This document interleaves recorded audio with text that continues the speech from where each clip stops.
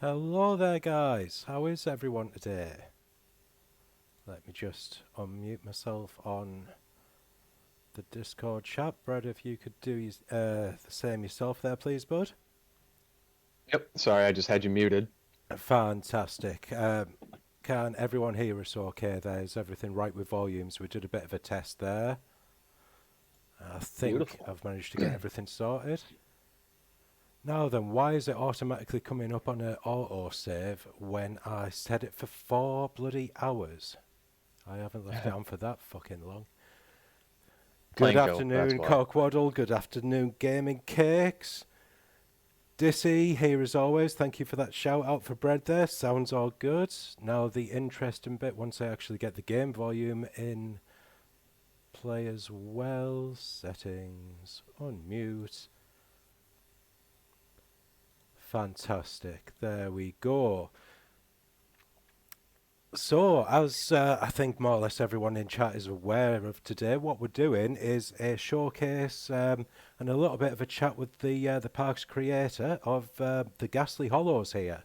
As the eagle-eyed ones of you can see by the very harsh terrain work at the corners here, this is an end-to-end-to-end mega park. Not only that, with the exception of placing down a couple of rides here and there and maybe some trees about, this is Bread's very first build. I believe I'm It's right. true. Yeah. Yep. So not Uh, I all. mean, Go on. I guess technically I played for like a month or two before I started this, but that was just to, learn the game. Yeah. That's So, what I'm meaning. Like you've done bits and pieces here and there, but gone straight in as a lot of us do with wanting to fill the entire space that you have, which once you start on with that, I think we all know how much of an undertaking that is. And to be able to not only do that, but pull it off on your first attempt, I've got to admit, I am massively, massively impressed at. And hopefully, oh, thank you. Yeah, it was daunting, that's for sure. I'm sure it is, mate. There's certainly a lot of ground to cover with that. So I won't go into too much of an overview from that as yet. I think it would be good to kind of explore the park a little bit and kind of come across each area as and when we do. Let me just zoom in down at the entranceway here. Now, in order to get some kind of decent frame rate through this, because obviously when you fill a park up to this kind of extent, you're going to have frame rate issues. So the way that I've been able to solve that, and if anyone wants to go and check Ghastly Hollows out in their own time and maybe have a little bit more of a look at what Bread's done here in a bit more closer detail, the city area that you might have noticed at the back end of the park as we initially looked, if you actually delete everything except for the large buildings, so you still got the city skyline on the background, it's actually doubled my FPS. I've gone from around about 10, 11, 12 up to like 20 plus for most of it. So that's how I'm going to kind of go about here. Luckily, I can then just Control Z everything back into place, and all of the triggers on the ride automatically resync. So it means that it's just automatically going to be all working lined up properly. And once I do that, I'm going to delete these first couple of areas that we're going through just to again get that frame rate back up, because it's kind of pointless doing this as like a slideshow presentation. Yeah, I So apologize. It's a bit of a rig melter. it is a bit. It is a bit, especially as you'll see in the first area, the Tangled Village here. The amount of scenery pieces that have been placed is insane. Um, I I can't will, remember the exact number, but it's in the middle 30,000 yeah, just in this one area. yeah. When I do come to do the crossover of reloading the Dead City area and deleting the Tangle and another couple of areas that we're going to go into, that will take a couple of minutes just to sort out. So I might even put us on a BRB while I'm messing about with that, just so you're not sat watching me get annoyed that I'm having to select exactly 5,000 parts, which is the maximum that you can delete, and doing that time and time and time again. That might take a moment. So before Yeah, we, she's a doozy. she is indeed, man. So before we go fully into the park, Brad, if you'd like to introduce yourself to our lovely viewers, obviously I know you very well. I know a couple of people here who are starting to get to know you, but Yeah. Well, yeah. My name's Bread. I hail from the United States. Opposite of most of the Plinko players that I've noticed. But it's cool holding it down over here for you guys. Yeah, I am still. I consider myself still relatively new to Planet Coaster. I didn't even start playing it until middle of 2020. I found out about it during the pandemic because I was bored and thinking about Roller Coaster Tycoon days, and that's how I stumbled across this, and I fell in love with the game. So I bought my first gaming computer just so I could play it, and you're looking at the first thing that I built from it. And yeah, I've been meeting a lot of cool people with it, mainly Relli. He's my dude. oh, thank you, man. And we, yeah, it's not Well, much to say. I like to play this when I have the time, and I'm just, I don't know, nerding out with it. fantastic. Well, one thing that I will quickly mention before we get properly into it, you have recently started your own streaming channel. Obviously, there's what, maybe 3, 4 streams that you've got under your belt now, just to Yeah, just some kind of like shorter kind of practice run ones. I haven't really done like a full-fledged, 3, 4 hour stream yet, but yeah, yeah, of I'm course, of definitely course. trying to build it up too. I know, starting with the pink, it's madness, isn't it? Just that is one thing that we'll notice as we go about the park. Actually, Cockwaddle is you've set the time to a very specific time of day, 10 to 6 at night. Now, Yep. I know just from talking to you as you were actually making this, so much of that was to get like the moon in a particular position for a ride and things like that.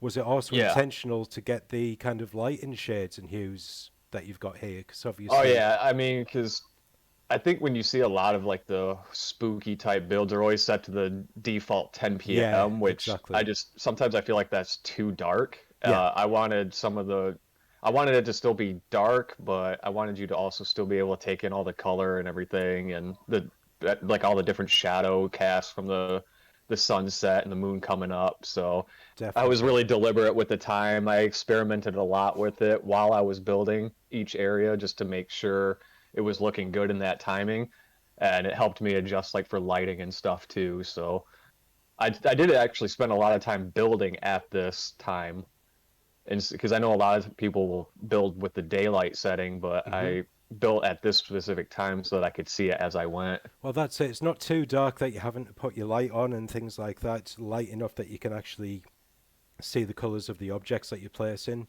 But again, as we'll see as we actually go through the other areas of the park, because of the way that you've got like the terrain, obviously we saw from the overview, um, there's an entire 10 areas, but they're all very kind of independent and set off from themselves.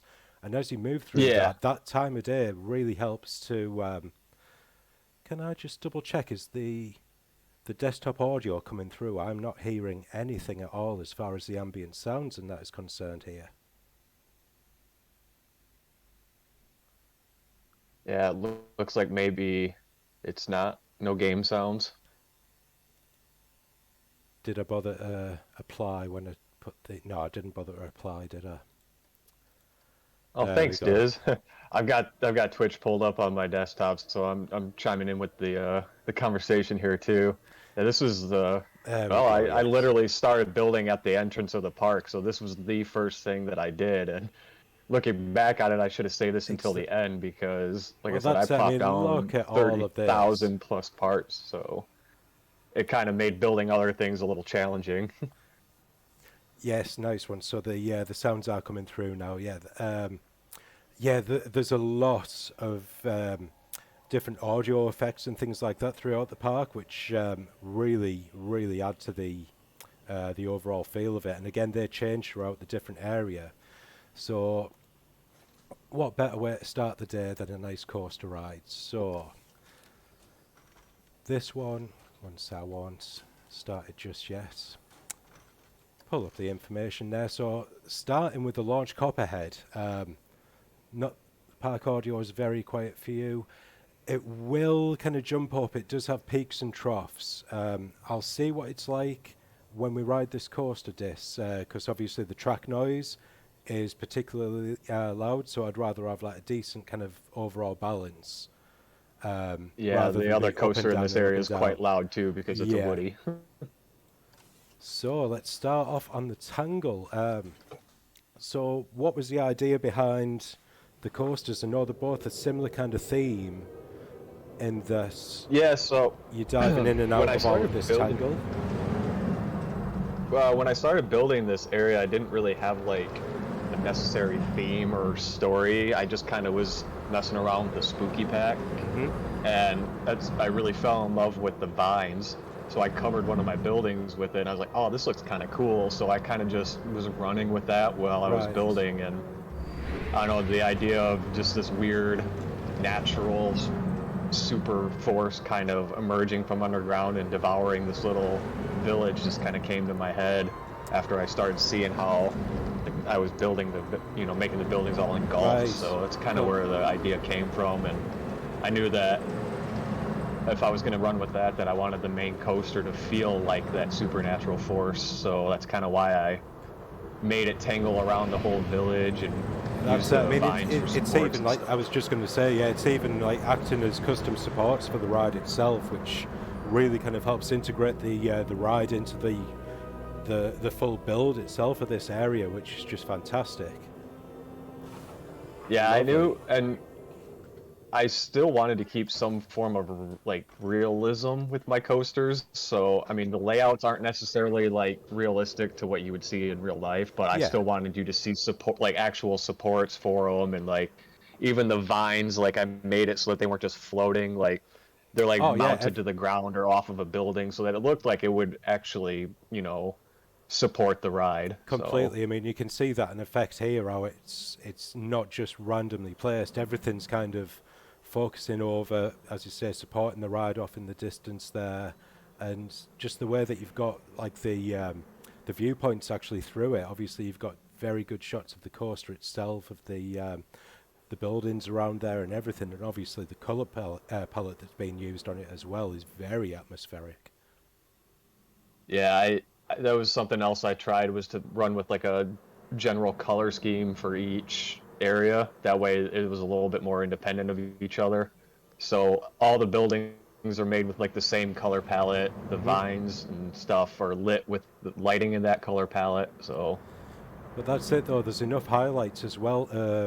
Kind of not make it look too samey, because obviously if it was all just purple and black, then it would soon kind of all merge into one, and you do have like some really nice pops of like red and like a dark burnt orange kind of thing there, and all sorts of lovely stuff going on. So I might go yeah, back that onto was the another same reason why I fucking chose ride there. 5:50 p.m. too, because it gives that nice red glow over everything.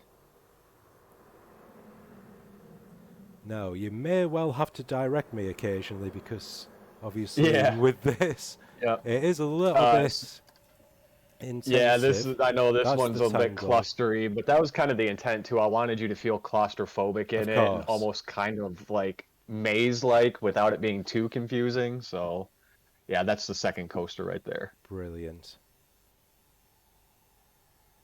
And again, just the amount of detail that's been put onto not just the first builders that you park, but as you say, this is the very first area that you started on. So to be able to think of doing a deconstructed building with everything coming through it like that is just insane.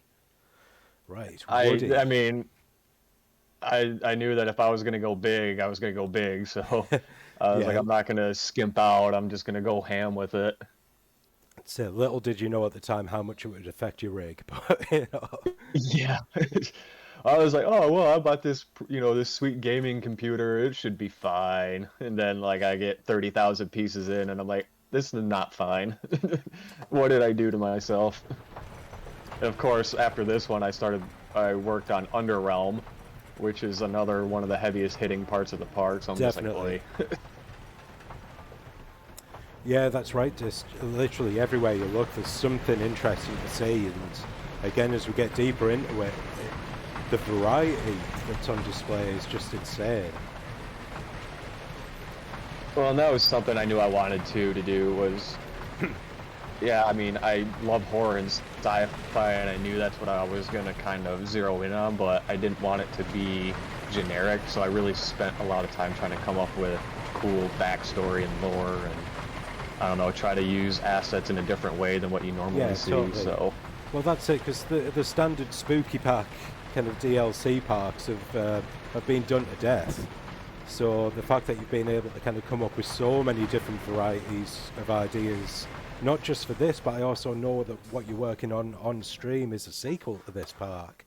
So the fact that you've yeah, got that as well, as you say, you're a big horror fan and sci-fi buff, but to be able to kind of take that and run with it in the way that you have is, it's pretty fucking crazy, mate.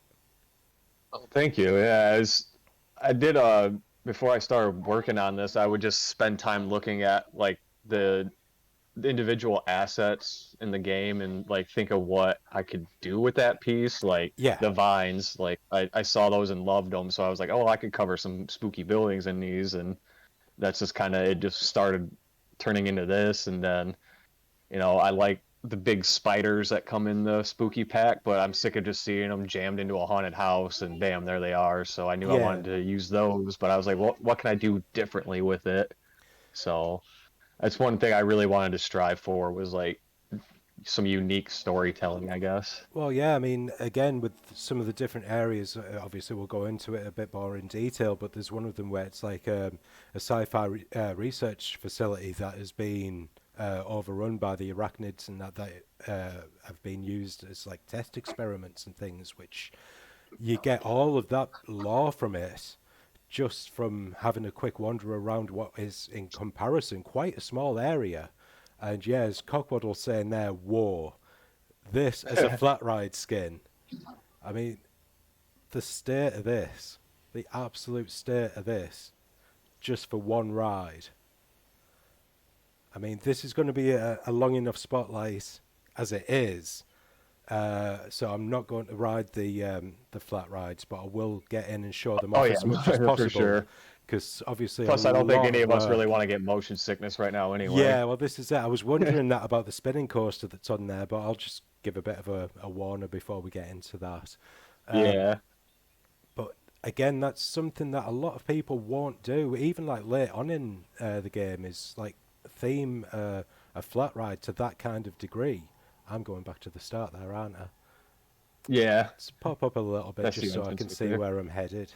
That's the Yep. tango. Yep. If you go back That. down by Thorn's entrance, right down there, Yep. This is the way. and then just keep going right. Nope, back up. Oh, 'Cause that's taking you back to the Tangle. let's just have a look up. So that's RC.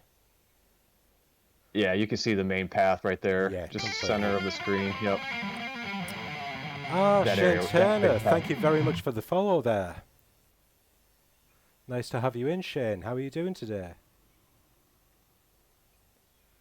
Yeah, that'll take you out of the area. Yeah. And yeah, this is one thing that I've noticed as well. You do have like these nice little, not empty, but kind of more plain walkways that kind of separate the areas. Obviously, that gives you enough space to kind of theme and do like terrain work in between the different sections and things like that, which helps to really block off like each area from itself from a next one. Because obviously, what I'm going to do here is move on to the next area, which is the boneyard. Again, a fairly small area in comparison to what we've just been on there, but Shane's going to be lurking there, not a problem. I hope you get your computer sorted there, mate. Yeah, I kind of feel like this one is more themed to the coaster, but Yeah, the it just has a bigger footprint because I mean there really isn't a whole lot to explore or do in this area, but I no, still wanted to separate it there enough. isn't a lot to explore specifically in this area, but if you look at the size of that lift hill, Jesus She's a beast. Christ. And again, those ambient sounds and things like that, we've got the spookiness going on, the complete change of colour palette into like the teals and the greens and things like that. And bless you so much, mate. I've died and been laid to rest in this fucking gorgeous park. along with many Well, others, just I it's a believe. facade. It's a facade. You're not really dead. And just across the road from me there, our lovely Ethan, our death fee is none, bless him, laid to rest in what I imagine is going to be a lovely place for him at the foot of one of the biggest coasters in the entire park there. I will do my best to I go am through a a lot of the queues here as well, because obviously you've put a lot of work into the theming, not just of the rides, but also the queues. yeah. I wanted to try and get the story for each area kind of delivered with the main attractions cues. I mean, not this is just an ancient cemetery, so there really isn't a whole lot until you No, get into the ride itself, which you're like, oh, okay, now I understand why it's is what it is. exactly, and it would end up just cheesy if you did like those kind of pop-up ghosts and things like that, just all over the Yeah, I knew places. I wasn't gonna want to do that, so So this yeah, here, I'm really partial to this ride. It's one of my favorites in the park. It's probably top three of my coasters in here. it's certainly very well designed, and again, just the amount of theming that goes onto it. So, ladies and gentlemen, this is Worm Food. Uh, let's not jump up through the station roof. Do we want to go front or back row on this? Because I think it rides Uh, very well. I mean, yeah, it's pretty heavily themed throughout, so it's I mean every spot's pretty good. Yep. So second Woody of the day. We'll go front row on this. We did last row on the other one, and yeah, Cockers is quite right there. Our mate Winder's Creosote has got all over that queue line. Let's just go out the seat there. So like I was saying earlier about like having the moon in a specific position, I believe this is the one that you told me where you distinctly wanted to have that shot of the moon there as you go up the lift hill. Actually, no, it's not this one. It's Is it for the big not? single rail Ah, right. over in the wooded area. And this is a great view here. I don't normally like it when a coaster almost stalls out on the top of a hill, but getting that view of the crash site there, which again is another nice smaller kind of area, just with one or two little attractions, just kind of teases what's to come. I really enjoy that. Yeah, and that one, I'm pretty sure I can thank you for that because I showed you that little the little thing that I was kind of doing with the terrain work, and you were like, "Oh, you could do something like this," and I was like, "Yup, doing it." So I have you to thank for that little crash site area. You definitely helped me come up with that one. Oh well, I mean it kudos was to you. it was already kind of coming together. It's just I think one or two little suggestions that I made on that, as I always like to do. Yeah, well, you were a big help in this part, so thank don't you sell very yourself much, too man. short. Yeah, but at the end of the day, mate, it's you who placed everything, did everything. So, and here's the stinger. Love this. Yeah. Gross as fuck. All the worms coming out and chomp on you as you make your way through the crypts.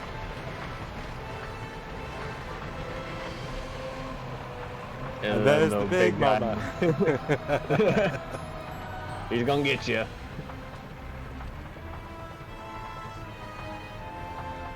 Fucking disgusting, yeah. It is a little gross, Cockles, but it's awesome.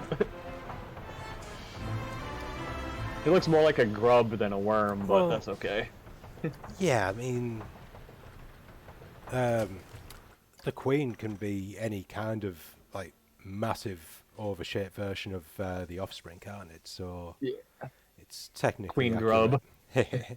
Let's just do a quick flyover back to the path. I believe there's no other flat rides in this area or out like that, is there? It's literally just... There is. It's tucked away almost on the back, opposite of where you came in. Yep, if you go straight back there, there's like a little crypt building with a flat ride, that guy. Ah! I wouldn't care. I've been through this park time and time and time again. Ah, yes. I think that one was kind of poor placement on my part, because, I mean, you wouldn't have even known it was there. Yeah, I kind of tucked it way back, and no big signage for it or anything. Ah, right. One of my favourites to skin this. You can do so much of it. Yeah. Actually, now that I think on, I do recognise these kind of crypts and things like that. I think you might have shown me that at some point. But yeah, lovely Yeah, job this on was that. kind of almost like a last minute addition. Because like you said, there was just the coaster in here, so I was Mm. like, I think I need to throw something else in this little spot just to help it a little bit. Because I initially wanted to do like a big mausoleum, for like a restaurant and seating area, but to be quite honest, I was starting to get burned out on the project, Yeah, I and bet that you was were. like a something I had an idea of towards the end, and I was just like, I can live with it the way it is. So Well, plus by then you'd have been building at a just disgustingly low frame rate. But hello, Winder. Very nice to see you in, mate. How's it going, bud? You're joining us at a very, very opportune time because, as we were just saying there, yeah, there's this entire area pretty much is dedicated to that coaster, and as a result, yeah, you may well miss by this rather unassuming little building here. But if we venture forth and have a little explore, because the entire like exterior of the park done corner to corner wasn't quite enough for you. And as we go, no, I needed more. so as we go down here, we unveil this insane hellscape. What a fucking reveal is that? As I say, Yeah, I did have to when you gave me the park while you were still kind of towards the back end of the build, just for a bit of feedback and that. I did have to tell you, put a fucking sign to say that something yeah. is there, because otherwise, anyone who downloads this, I'm sorry, is going to miss out on Oh this yeah, you would, absolute because it's just treat. that tiny little crypt. I mean, it's unassuming. You wouldn't even know this was all there. Exactly. Now, I am just going to skip the staircase because obviously to get down this far is one hell of a I know I walk. don't have the cardio endurance to do that many No, I stairs. certainly don't these days, and fuck going back up. I mean, look at that. I mean, it's easy to say, oh, you could have done this, that, or the other with the stairs, but realistically, what are your options when you're doing something as insane as this, other than kind of like wind it completely around in like a slow kind of spiral or something like that? But even that then is going to make it just a massive undertaking. Yeah. I thought about doing like a chairlift or something, but I was Ah, like, yeah, nah, that we could can walk. work. That could work. So, obviously, I came down here and assumed this was like just a portal into hell or something like that. But I believe you've got a bit more of a backstory as to Yeah. what's going on with it. So the idea was there was like this weird race of people that lived underground, and they were being ruled over by these giants that were dwelling even further underground. And the race of people was keeping them pleased and sleeping by offering them sacrifices of blood, and they also used their surroundings to mine for gold, which they made offerings for. But there's only so many people you can sacrifice and so much gold you can mine, and both are starting to run kind of thin, so the giants are starting to emerge, was kind of the idea behind this. So That's it. Again, as I've already said, the amount of variety that you've been able to pack in, and not just variety, but actually having like lore to it, essentially. and this would I can also chime in and say that this area was heavily inspired by Army of Darkness and the Deadites. Yes, yes, yes. So I did take some kind of inspiration for certain areas and kind of modify and throw my own twist onto them. So Nothing wrong at all with doing that. Obviously, we've done a collab build fairly recently, which was very heavily inspired by various sci-fi and horror games and yes, yes. films. Now, when this was reviewed on another channel, I'll just move the seat over. We didn't have all of the triggers working, and when I did my little bit of trickery and skullduggery, managed to work out that this can actually work now. So fingers crossed, I've done it right Yeah, again this morning and got it I sorted was so so that we sad about can that because I worked on this thing for like a solid month and a half, 2 months, and then the triggers just got all effed up because of the frame rate issue. Yeah, squish them. Well, that's it. It was such a nice surprise for me as well when I decided to kind of delete a little bit and then try things, and then because I'd never seen this running properly, because obviously it was so far on the build itself that it was already goose by the time that I'd got to see it. So seeing it for the first Yeah. time last night was brilliant. So yeah, this is kind of themed over the offering of sacrifices, so that's why you see all the little skeleton guys getting mutilated in And then horrible off in the ways. distance, that's going to be like the Titans and things like that that have Yep. been sacrificed too. Yep, kind of looming over everyone. Nice, toasty little end there. Oh, The we had giants one like their gate that sacrifices didn't work. first. So Yeah. I will make do with one gate that is slightly out of sync. Yeah. That was brilliant to see. That was a hell of a lot better. Fantastic. Yeah, I spent, like I said, probably a good month and a half, 2 months just building this thing alone. I can imagine, because not only is there a fully themed Horror Heights and the skinned flat ride that we'd seen over there, there also is a dark ride and 2 fucking coasters in this place. Yes, there is. I think this area was probably one of the ones that took the longest to do, if not the longest, because both coasters are completely custom supported. And the main coaster is a gigantic RMC, so I spent weeks just putting the supports on that guy. Oh, I bet. I mean, custom supports on anything is a nightmare, but the swinging coaster, you have to be so careful, because obviously the bucket itself can tip over, and if you don't get the ride right, it's lethal. And if you then throw in custom supports into the build and things like that as well, you obviously have to avoid clipping and all sorts of stuff from that. So lovely little fight Yeah, it pit was there. challenging. Absolutely love Yeah, that, the with little fighting pit. skeletons. I'd never noticed before until I was having a bit of a poke around yesterday that there's like one of the guys has ripped off another skeleton's head and is hoisting it high, nice and proud. Yep. And wondering, is Yep. that a Mortal Kombat reference from back in the day? And I tried really hard too to position one of the skeletons so that he was delivering a stunner to another one. Oh, But no I way. couldn't get it to work. Yeah, Oh, I was trying really hard, but it wasn't working. And like I said, by then I was just kind of over this area. I was like, I'm ready to do something Yeah. else. So Yeah, I get like that. I don't tend to stay in one area for any kind of length of time. I do tend to get bored, so I'll kind of do something in one place and then go somewhere completely different. And thank you very much for those shout outs there, Dis. yeah, thank you, Yes. Diz. I appreciate the love, guys. That's awesome. Thank you. And Cockers, yeah, the Horror Heights. It's one of those rides that kind of has a bit of a reputation for being very hard to work with. If you over theme it and the triggers aren't quite right, then it's just shot to shit. So it's good to be able to see that one done properly for once.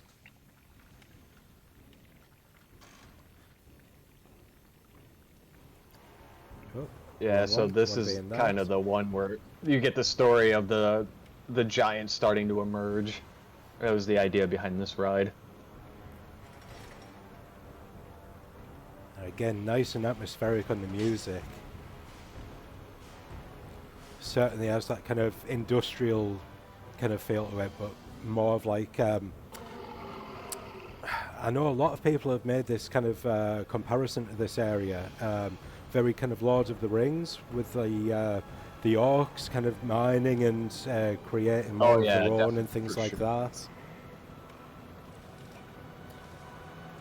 But again, there's some just lovely scenes in this, and I especially like the way that you've been able to cover the vast majority of the track. And all, it's not easy to do. Obviously, there's a certain section here, just as I'm complimenting you on hiding the track. Yeah. We're able to see, but Well, the thing is, I originally had this track completely covered, but then when I started going over the top with the terraforming, parts of it down below were getting messed up by that, so I had to go back in and try to fix it. And by then, it was just my frame rates were struggling so bad that I couldn't do much more than what I did already. So Well, not I just just that. decided I can live with it. If the terraforming on the upper levels is affecting the terraforming below, then surely when you're re-terraforming down here, it's then going to have an equal effect upstairs. So you're going Yep. to like just be constantly fighting a losing battle with that, aren't you? But still, Yeah, for and the that's what I vast was. majority, That's what was happening too. And then, yeah. like I said, you mixed in the frame rate issue, and it was just. I was like, I can live with it. It's fine.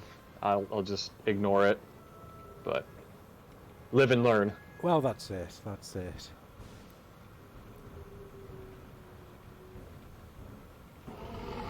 Love that little jump scare there with the fire being shot at you. Absolutely Yeah. brilliant. And this is one thing as well that I've noticed with the dark rides that you've made. You use the rotation of the car itself a lot more than what most people will do. It's often just like straightforward, turn to see a scene, go straight forward, turn to see another scene. One thing that I do like about this and the shooting ride that we'll see later on, it kind of rotates as though it's someone being taken through, almost like a computer game, and you kind of spinning to check that no one's behind you and stuff like that. It's, for me, just adds that little bit more dynamics to the ride. Thank you. Yeah, I was. I didn't want the whole thing to just be straight. I wanted it to make it feel like you were, like you said, almost like you were in a video game, like you're trying to maneuver through this area. So I wanted it to feel like less of a ride and more like an adventure, like you're actually walking through it rather than in a train. Completely. And just to plug our own work yet again, I've got to say you completely nailed that aspect on the maintenance bay ride that we did for the Clark Acre on the sci-fi build that we did. That one, it does feel like you're either playing a first-person shooter, something like Doom, or watching a horror film that's been done in like first person. It's spectacular work. Yeah. Right. Thank you. Yeah, I really wanted that vibe to get delivered, so. Okay, you're going to have to direct me from here just so that I can get to the coasters. Where would we go from here to get to? Is it those Bloody Gold? those two little paths coming off just north of, or just to the top of the screen? You can take either one of those, and when you get back to the main path, just hang a left. Those will both lead you back to the same area. So So, down yep, here. if you go there, and then just hang a left right here. Oh, sorry. Nope. No, I was now going I'm to say that's the confused. horror heights. Yeah, so double back. Must be the other side of the fight pit, is it? Yeah, this is the main path right here. So if you keep following this down and hang a right over this bridge. Nope. Back up. Right, sorry.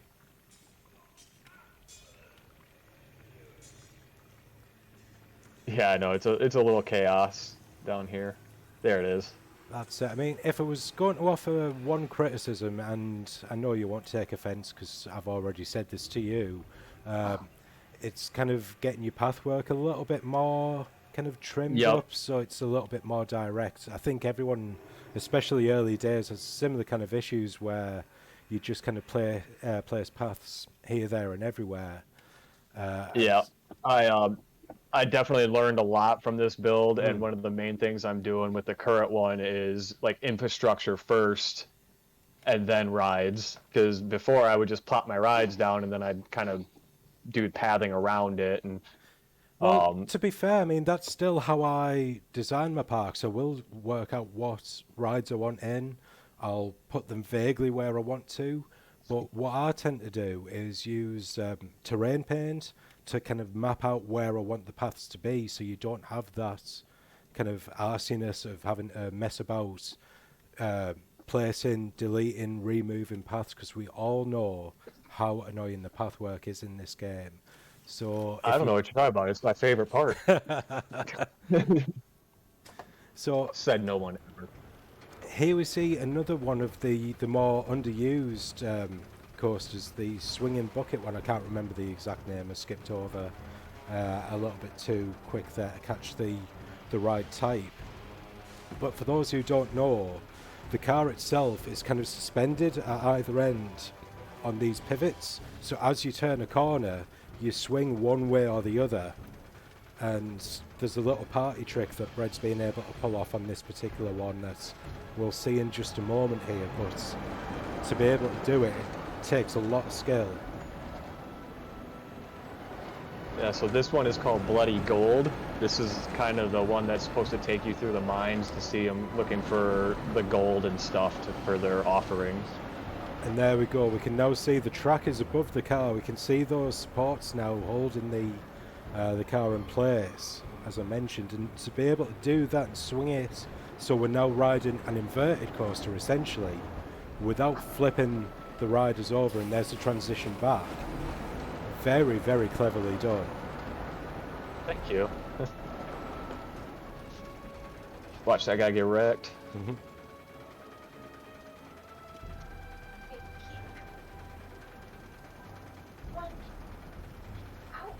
Kind of wish I would have controlled the speed a little bit more, because I feel like it gets a little rough when you're swinging through the little caves in there, but I mean... Yeah, but, you know, at the end of the day, it's a game, isn't it? You know, I know a lot of people do get, not hung up, say, but focus much more on the realism aspects, which is great. But to be able to just go in and build something crazy is also fun, so... You know, there's pros and cons to every kind of aspect. Yeah. And I just kind of have the whole artist mentality. I'm never satisfied with my own work. I just look at it and pick things apart, like, well, I should have done this, or I shouldn't have done that. Yeah, we're all guilty of that.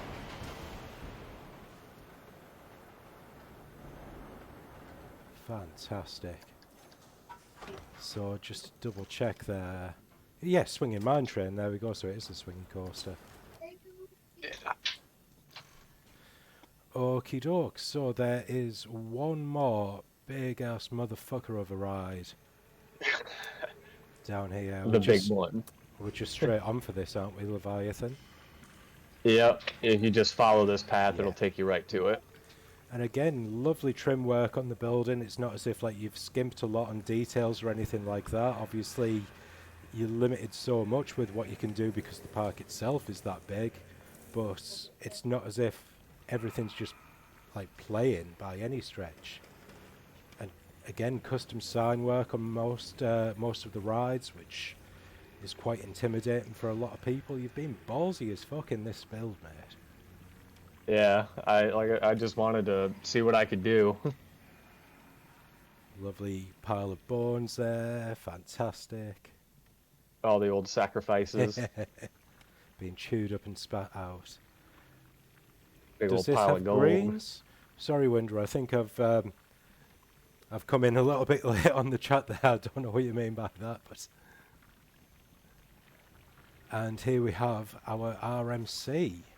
Fantastic. Iron Fury called Leviathan. And I just want to double check, because I think this is ridiculous in length, isn't it? Yeah, I think it's like 3,000 meters, or... Actually, no, it's not. No, it's... Oh,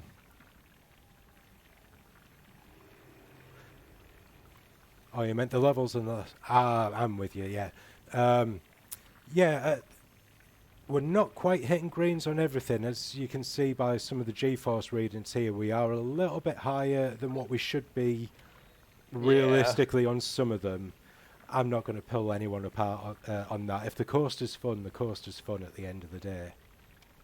Yeah, that's something else I'm really striving for now in my new builds, is to get my coasters to have realistic layouts, realistic G-forces.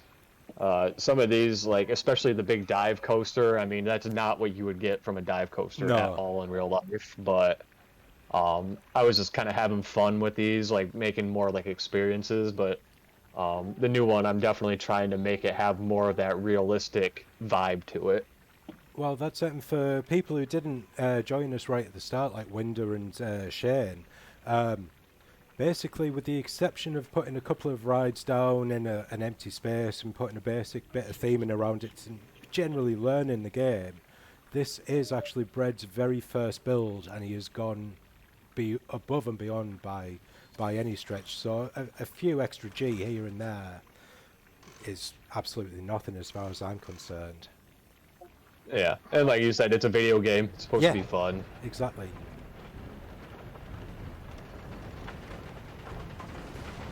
Yeah, this was a beast. Okie doke, cockers, you enjoy the footy there. I hope you guys win. And thanks for the lurk there.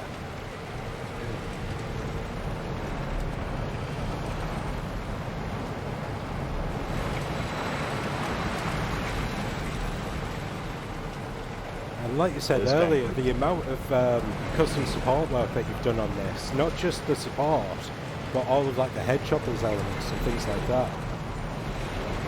Yeah, I wanted it to just feel like you were gonna get straight murdered while you were riding it. Well, this is the thing, it's a fast enough ride as it is, but when you've got elements like that just whizzing by you, it just accentuates that so much. And of course, why not dive through a waterfall of lava? Oh yeah.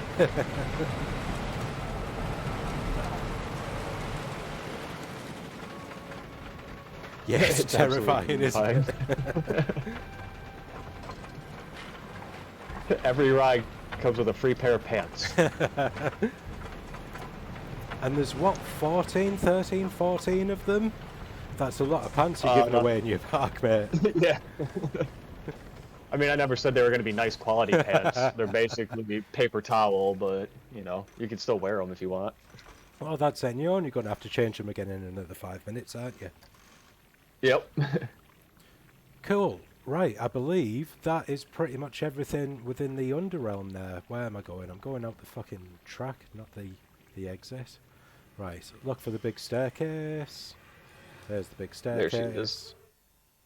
We'll just quickly fly up here.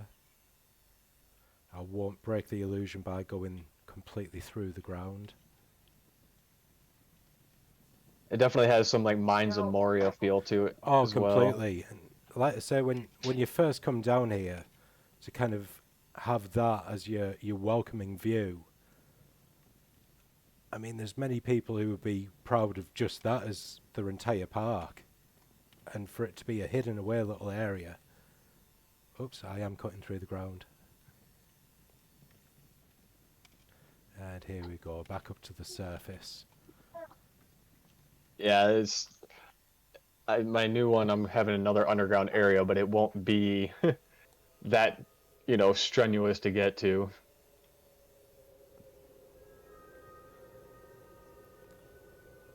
And as we exit out with there, we see lovely custom sign. Obviously, a little bit of self-promotion there. I don't know if Hollywood is going to be something that's integrated into the sequel to this park, or if it's going to be a completely separate project for you. It was actually supposed to be the direct sequel, but then I started having more ideas, so I'm still kind of stuck on that one, just because I'm kind of running out of ideas of what I can do. So I'm just gonna let it simmer in my brain for a while before I actually do it. I might do some different style building before I go back into it.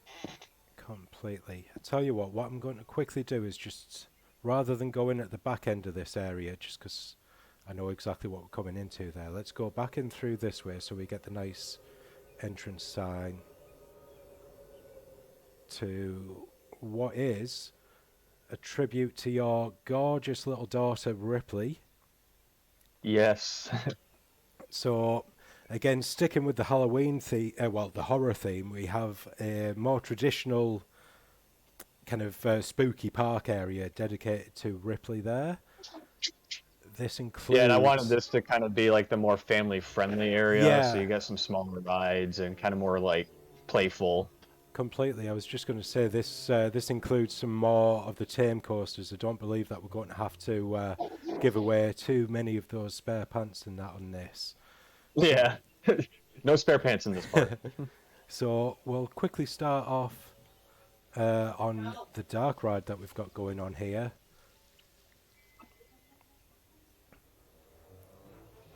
Which is Ghost Hunt. Again, using quite a lot of the spooky DLC and the Ghostbusters DLC, I believe, on this one, if I'm right. Yes. It's been a while since I've read this. Yeah, it was kind of you're almost supposed to feel like you're hunting a ghost because throughout the whole thing you're kind of chasing down Slimer. Yes. Spare So nappies for the kiddies, though. Yeah, yeah, definitely.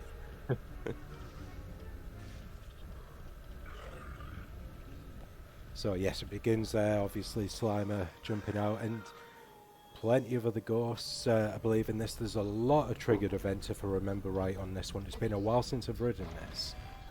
yeah,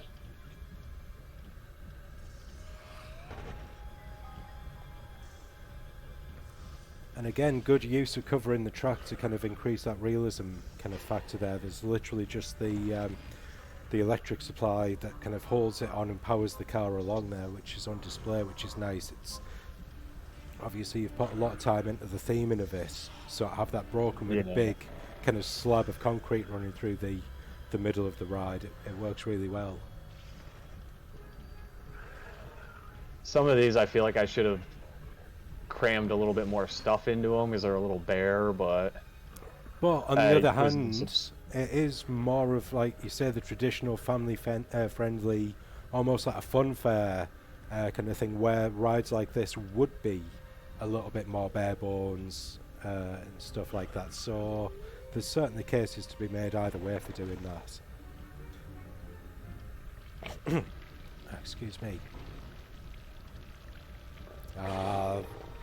The good old dogs from Ghostbusters there, brilliant stuff. yep, the Gozer dogs.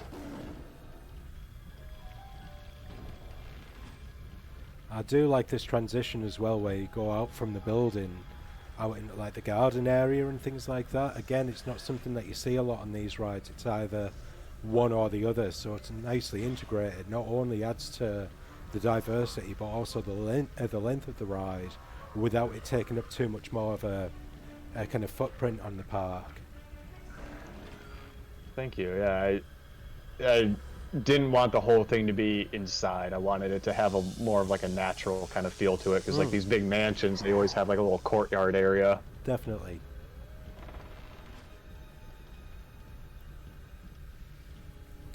Some insane colour choices on this. I love the pink and green that you've gone for like the kiddie area. Obviously, bright colours, nice and vibrant. Oh, and the ceiling's pissing bloody slime at us. Lovely. Yeah, the colors, I wanted it to be really bright and fun, I guess, without it being too dark and Yeah. dreary. Well, again, it certainly adds to the variety that you've got on display, because it's one thing to do like 10 themed areas, so to speak, but to have them within the same kind of theme but have them feel so different is how you've thought of it all. I honestly do not know, mate. Obviously, plenty of I spent a amenities. little bit of time coming up with ideas and looking at assets and seeing if there was anything I could do with them to kind of get those ideas. And a lot of it was just looking at the pieces and parts in the game, Yeah. and thinking outside of the box with them a little bit. So, this area alone kind of came to me naturally because her favorite holiday is Halloween. Yeah. Like she's obsessed with it. I even asked her, I was like, "You ready for Christmas?" She's like, "No, I want Halloween again." So, Bless her. yeah. So, I knew that this area was kind of like a gimme. I knew I was gonna do it. So, And that's again, keeping with that kind of family theme. I'm liking the way that you've got a few more of the gentler flat rides, but again, nicely decorated so that it's much more accessible for the target audience. This is an absolutely spectacular build again for a single flat ride. Absolutely well, love thank that. you.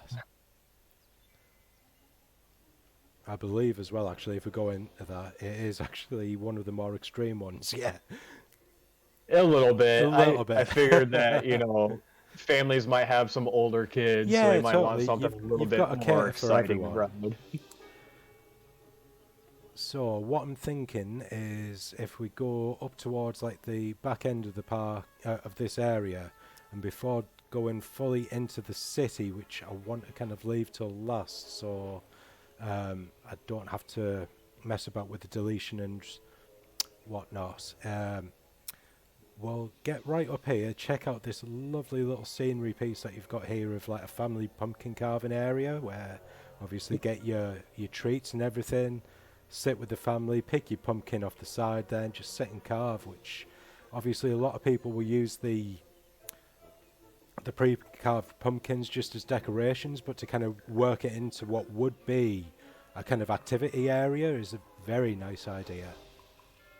Thank you. Yeah, I like I said, I just was trying to think of like family fun and like, oh, it's a Halloween park, so why not have a little pumpkin carving station, you know? Totally. Take your Ghastly Hollow pumpkin home with you at the end of the day, kind of a unique souvenir. And again, I'm going to keep on going on about your piece count and things like that, mate, but fucking hell, that's a lot of pumpkins. It is. Jesus I did a lot of Christ. copy and paste. I'll be honest. I did a Yeah. lot of copy and paste. But there's no way in hell I was going to individually place that many pumpkins. I did it with the Dead City. I'm not doing it with pumpkins. Oh, no way. So everything in Dead City is individually placed? Yeah, because I individually colored each one of those little animatronics so that they didn't all look the exact same. Dude, that... I know you were new to the game, but fucking hell. I made bad choices. I Oh, hated life for a little while. we all do. We all do. So, here's one of my favourite rides, actually. Yeah, Dis knows what's coming, and holy shit, Brett. But yeah, Is that a good holy shit, Diz? all of them are good. All of them are good. But yeah, as I said, this is one of my favourite coaster types to use. But to get it to spin in a decent manner where you're not just rotating and rotating is very tricky. So let's see how good a job you have done on this one, mate. This is also Ripley's favorite roller coaster. She'd want to ride Aw, it time bless after her. time when I was building it. She's like, I want to ride the pumpkin one.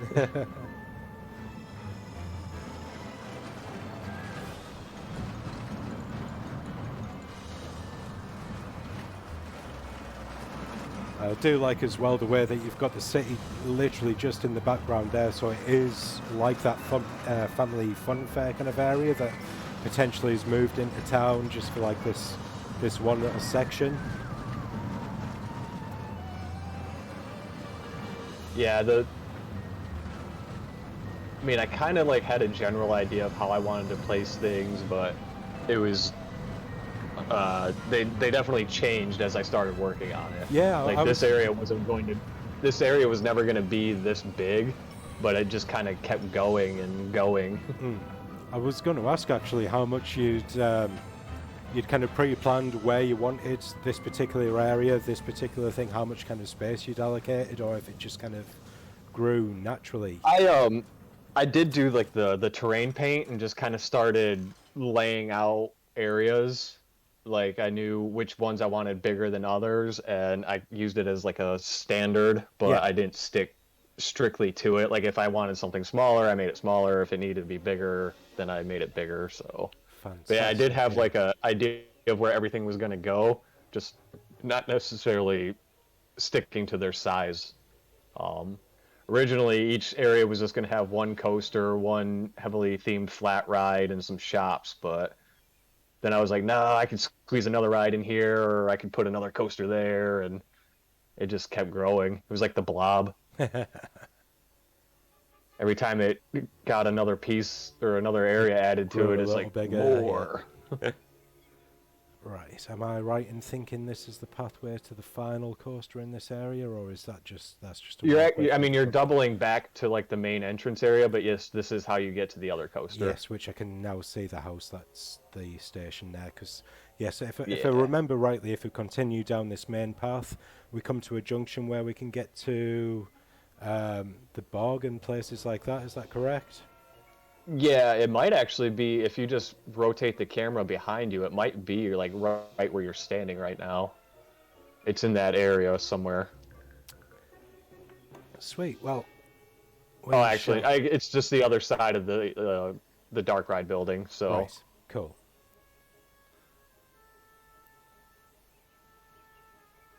Again, all these pumpkins, dude. Yeah. Not just that, the amount of foliage and things like that have been placed down here, it's fantastic. Is that the what you guys were talking about? I didn't understand I'm not the smartest person. Was it Colotus or Oh, the creosote. Creus? Yeah. That's the spindly bush that has no leaves on. Okay. Like the dead bush. Yeah, yeah, yeah, yeah. That's what I thought it was, but I wasn't sure, and I was like, I think that's what they're talking about. But yeah, I put that thing everywhere in this park. So, final coaster of this area, the creepy crawler. Now, I believe this is themed, well, named at least, off a toy that used to come out in the States that I wasn't familiar with until I was kind of made aware of it on the spotlight of this particular thing. Is that right? Yeah. Yep. It's kind of like, I mean, I didn't necessarily. The name was heavily inspired by that, but it was like an easy bake oven kind of toy, but geared more towards boys. And instead of making like cake and pie and stuff, like you used like this goop, and you put it in these little lead molds, and they were bugs. So you're making like little rubber bugs, and it was called creepy crawlers. Cool. No, it's certainly Yeah. not something that I recall having in the UK. Ethan, welcome in, mate. How are you doing? What's up, Death? Fellow Michigander. Yeah, I mean, I didn't really have a specific theme for this area as a whole. It was just kind of like Halloween, family fun, so just the crazy color effects and weird buildings and stuff, so. That's it. For a junior Wendigo as well, this kind of has a bit more of an exploration feel. You'd certainly see a lot more of this area and get snippets of the other areas around here as well. Yeah. I didn't want just this tiny little kiddie coaster. I wanted it to have some kind of desire to ride it. Yeah. I mean, Ethan's barely awake. Sounds about half of the course, that.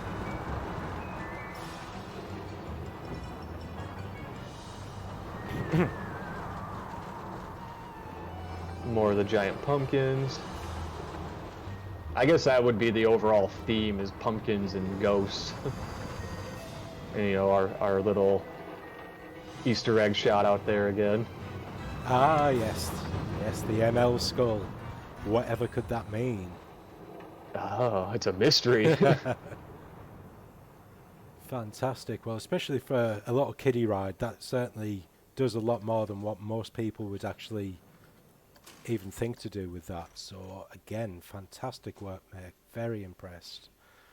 Thank you.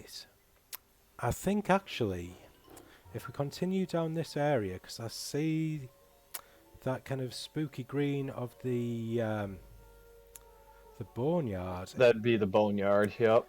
Let us nip quickly down here and do the Arachnid yes. Isles, because we're only going to have to double back massively in order to get here. So while we're in the area,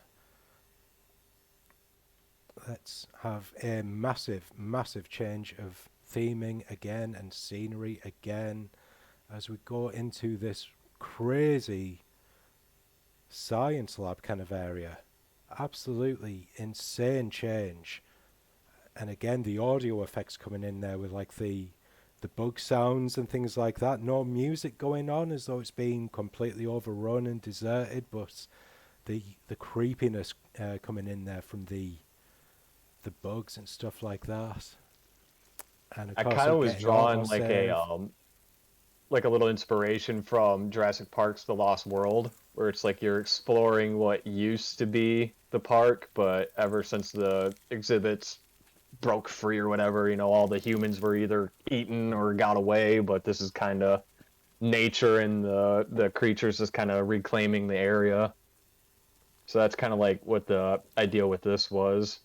You know, they're engineering these or doing some kind of experiment on this local species, and as always, shit goes awry, and Of course. the species or the experiments get out, and people die, and Experiments everything go was wrong left in one of behind. your builds. I've never known that. Never, never. So I'm Like, Gonna I'm not a quickly mad scientist or skip. anything.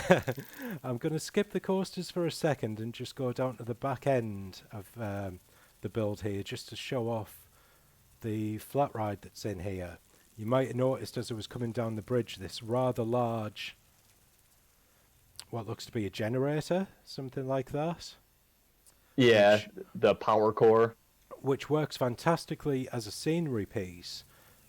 But as we get closer, we actually realise is a full-on ride. Here we go with all the bugs taking over. Lovely bit of cobweb work. Fantastic use of water in the rocks and terrains. And we actually have the Helion, which again is one of my favourite rides to skin. It's so versatile. It's an absolutely shit ride in game to Right. go on. You can't see any of what you've actually built around it. So I'm only going to show it off. But It's definitely more of a scenery piece yeah, rather than like a completely. full-fledged, like, let's Completely. go on this ride.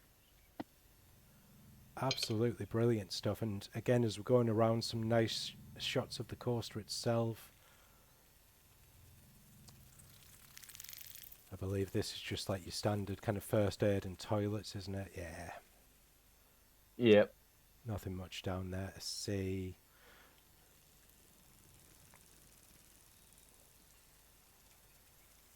And I love this little eatery where it's obviously where the scientists would come and have their lunch breaks and things like that. But as we look around, you've already mentioned about things getting fucked up. Yeah, that's been overrun. Lovely use of the animatronics. Brilliant stuff. Yeah, and then you can take if you take that staircase up, Yeah, it goes there's to a like the little like balcony kind of area where you can sit and eat, and the coaster goes ripping by you. And again, great This is views before out I over knew there. about using the grid for pathing, so it's a Right, little yeah. wonky. That's not a problem at all, that, mate. Fantastic.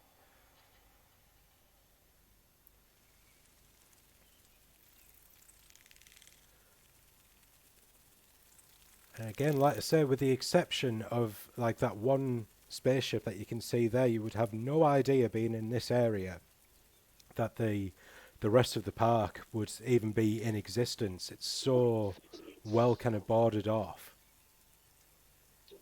Really Yeah, helps with the I wanted immersion each factor. area to be super immersive, like its own world. I didn't want it to feel like it was a part of a bigger area. So I really wanted this you just to be completely engulfed in the story and the theme of each area without it being interrupted by like, oh well, there's a big UFO over there. What's that doing? I mean, I couldn't avoid it in Yeah. certain areas. Well, I mean, that's kind of the it's nature of the game. it's a similar kind of principle how Disney go about theming their parks. When you're in an area, you are in that area, and you, with the exception of things like, say, the Matterhorn or the top of like the castle and things like that, just the very peaks of things that are completely unobscurable. That is literally the only thing, and you've pulled off the same kind of effect here, definitely. Right, so Thank you. Yeah, appreciate it.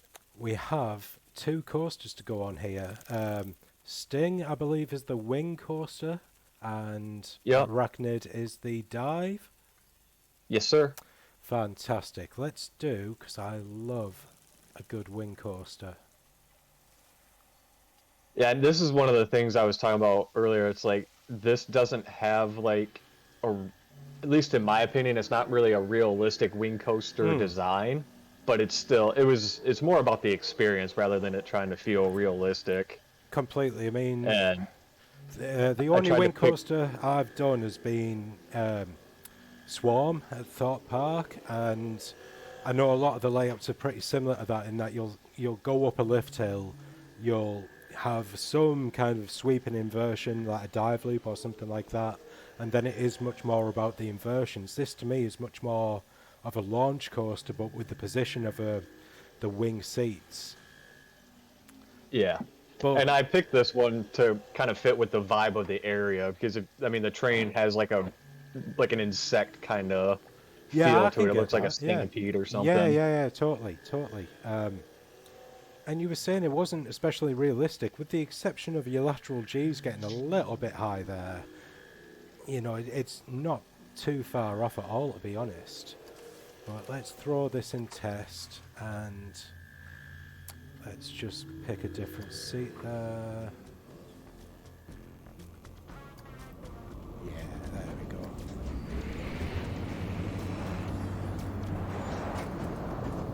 And it just rips you into this little jungly area. Completely. As I say, this is what to me makes it feel a bit more like a launch coaster, in that this is all about the speed. But the fact that you're not on the snappy track turns. Definitely. And the thing is that a lot of people, when they're doing reviews and things like that, will ride these coasters in track view to see how smooth they are. What is the point in doing that on a wing coaster? The entire point is that you're kind of off to the side and have that different experience. 'Cause obviously, any banking affects you so much more because you put so much more off to the side of where you normally would be sat. Yeah. Yeah, this one definitely needs to be in seat mode. Otherwise, you just kind of lose the whole feel of the ride. Completely. So a nice short one there. Obviously, there's some beasts of roller coasters in this park, so it's nice to break it up. I mean, saying that, yeah, it's still closest damned a kilometre in length, which is no joke. But I think it is just the speed on that one that makes it seem as fast as what it is. Yeah. I mean, it's not slow. No, definitely not. And just nice and handy, straight across the way there into our dive coaster. I think I can just jump the queue on that one. Yeah. Brilliant. And let's whack you in test. Thanks again for that shout out there, Dace. Thank you so much. I appreciate it, you guys. I will do this one a little bit more in track just to completely kind of go against everything that I said there. But for me, a dive coaster is more about those kind of vertical drops and things like that. So I do wish that I would have put the little lock, like the little pause section at the top of the main hill here, but then it just feels like generic. I mean, you're half expecting to get held up, but then you just straight plummet into this huge drop through the hatchery. nice custom inversion there as well. But yeah, you're right with that holding section. A lot of people expect it, and I do like the way that kind of throws you straight over and into it. Just balls to the wall. Mm-hmm. Yeah, see, this definitely should have been a little smoother in my opinion, but, you know, You live I and lived learn with there. it. Oh, this is one of your faves, isn't it? This fantastic. Oh, thank you. I had a lot of fun with this one. Go into the big spider cave and see the Queen nice. Mama. But again, that's kind of the good thing as well with how much theming you've done for the general area. You can't help but have a good view. And it also means that the actual... Okay, catch you later, Shane. Thanks again for dropping by, mate. The actual ride theme in itself, you don't have to get as intricate with, and when you do, it allows for those kind of big set pieces like that spider, and it doesn't kind of take away from the rest of it.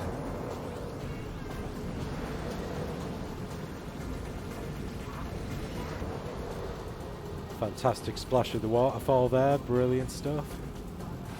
I just wish that the game would render the water when you're going through it I know rather what than you just mean, disappearing yeah, it. totally. Brilliant stuff. I'm with this. That's one of my favourites in the park. And I know we've gone on. It's not realistic. That's not really what you were aiming for. But it's fun. And that, to me, Yeah. takes precedence. Brilliant. Yeah, but I'm definitely gonna shoot for more realistic layouts in my new park. Like, try to get more into, like I was saying, like realism while still being over the top theming and scenery. Like, I want the coasters to still seem like they're roller coasters and have practicality to them and not be completely out of the realm of realistic. Well, again, going back to our collab, the Clark Acheron, you certainly kept the coasters like in check as far as the G forces and things like that were concerned on that, but they were still fucking mental, mate. So you, Thank you. Yeah. Yeah, yeah, that I had so much fun doing that build. I wish we would have had some easier last few weeks with it, but life happens and exactly. I mean, we didn't really make it easy for ourselves on that one though. We certainly bit off a lot. that's true. Yeah, I mean, we did willingly get ourselves into that. Completely. Right. I believe if I go through the boneyard, we can go up to frigid peaks and things like that. Am I right? Yep. Um, you can, and you can also, if you go to just the opposite side of the dark ride in the pumpkin trail, you can get to it too. Right. Yeah, if you just follow this main trail all the way through, it'll Yeah. in like where the Hollowwood signs are. You follow that path, and eventually you'll come to like a little intersection, and you just hang a right. It'll be this bit up here, won't it? Ah, yeah. Yeah, That's the way into the pumpkin trail. Brilliant. Oh, one yeah, sec. because that takes you to the backside of Pumpkin Trail. I do like these little scenery pieces that you've done just as like Oh side yeah, paths and stuff like that. Obviously, a little bit earlier on, we saw the little shout out to the spooky packs and things like that. And I do kind of wish that instead of Mike Myers, that was Jason Voorhees, so we properly had Jason versus yeah, Freddy. But yeah, kind of. I mean, Jason's next to Freddy, but I should have positioned him a little better. is he? But this was just meant to like kind of tease my next build, even though I'm not doing that as my next build. It's all right though. And then there's Crystal Lake right there Yeah, with Jason. I missed that. Oh, Jason's little part? Yeah. I'm blind. Yeah, right there. To the yep, pass it again. Behind you. Oh no way! Keep going. Yeah, I've got it. I've got it. Yeah, there he is. Fantastic. But yeah, it's definitely a good way of breaking up like these walkways to the different areas. I know some people don't like it where you have like not that this in particular is like a very long kind of walkway, but I know some people like it just to be area to area to area with like maybe a gateway or something separating it. But one of my favourite aspects of Alton Towers in particular is like there's this walkway going through this. You'll be able to tell me a little bit more if I'm right, going from where Nemesis and stuff like that is, all the way up to Wickerman, where you have all of the like the covered walkways and the graves that if you stand on like a trigger that's next to them, kind of play an audio clip and stuff like that. It just kind of gives you a nice break from all of the intensity and things like that. So to see it kind of put into a proper build like this, for me, it does kind of add that realism. I won't walk up the full pathway on this because, again, like on Yeah. the Underrealm, it is. You think I know Alton Towers better than you? You live half an hour from it. But yeah, again, what else are you meant to do with the pathway if you're wanting to get up to this kind of high area? You know, you're kind of damned if you do and damned if you don't, aren't you? Yeah, and again, I was gonna try to do like a chairlift, but that was just getting too chaotic and messy. So I was like, "F it, I'll just do a long winding path." They're not the easiest kind of transport rides to work with either, because obviously you can only go at a certain angle, and it has to be a certain length. It's not like a coaster where you can go in and 4 meter it or something like that. You do have to kind Yeah, of really play within the parameters of what's been preset there. And again, just a complete change of theme and area. Love it. Completely different vibes. We'll go and see the flat ride because this is something that I particularly like to do with these kind of rides. Obviously, with these guys, the spin and then swing from side to side. But we're up a fucking mountain, so why not have it swinging so that you're suspended over the peak of this. When we zoom out, will be hundreds and hundreds of foot foot drop to your It's death there. I absolutely yeah, love doing it's stuff gnarly. like that. I don't like riding these things when they're on a flat surface. I would not do it if it was hanging me precariously over a cliff. See, now it's like when you and Sammy went to Las Vegas and you refused to do that bloody the rides that are on top of one of the skyscrapers there, where it kind of suspends you off over the edge. Yeah, no, I'm not doing that. Oh man, I am scared shitless of heights, but I would do that ride in a fucking second. I love stuff like that. If I feel safe and know that like the measures are put in place, that thousands of people on a daily basis do the same thing and there's no issues, fucking sign me up for it. I absolutely love that. Sorry, I'll just quickly change over my vape before I go on to this coaster. There we go. Yeah, something about a tiny little spinning ride that hangs you over the top of a 1,200-foot skyscraper. It kind of sketches me out a bit. So More of it too was about the cost to do those, because yeah, not only when you get so those rides are on top of a hotel called the Stratosphere. It's like the tallest one on the strip, but you have to pay like $20 per person just to go to the top, and then right. it's like another $20 per person per ride. So I was like, let me think. I don't think I want to do that. That's in the region of about £15, that or thereabouts. So yeah, about 30 quid to go in, go up, and ride the ride and things like that. And if you're doing multiples, I mean, fucking hell, 30 quid straight off there, you can get into like somewhere like Alton Towers or Blackpool Pleasure Beach around here and do the same thing all fucking day. Right. You know, so Exactly. For the cost for the two of us to just go to the top of the building, one of us could have gotten into like Cedar Point or Michigan Adventure or something for the day. And not only do we have this massive mountainside, you've been your usual mental self and Raptor coaster all the way around it. If you could tell us something about the story on this, we see there one of the Yetis. Yeah, I found that on the TMTK workshop, and I was like, yep, I'm definitely using this. He's so cool. Got like a Krampus vibe to him. So yeah, what was the thinking behind this area? Because a lot of people will do like a snowy mountainside and just do like your standard alpine. Well, I knew that I wanted it to I wanted the coaster to be able to just like drop right in. I didn't want to have like a big lift, since I knew I wanted to build it on the side of the mountain.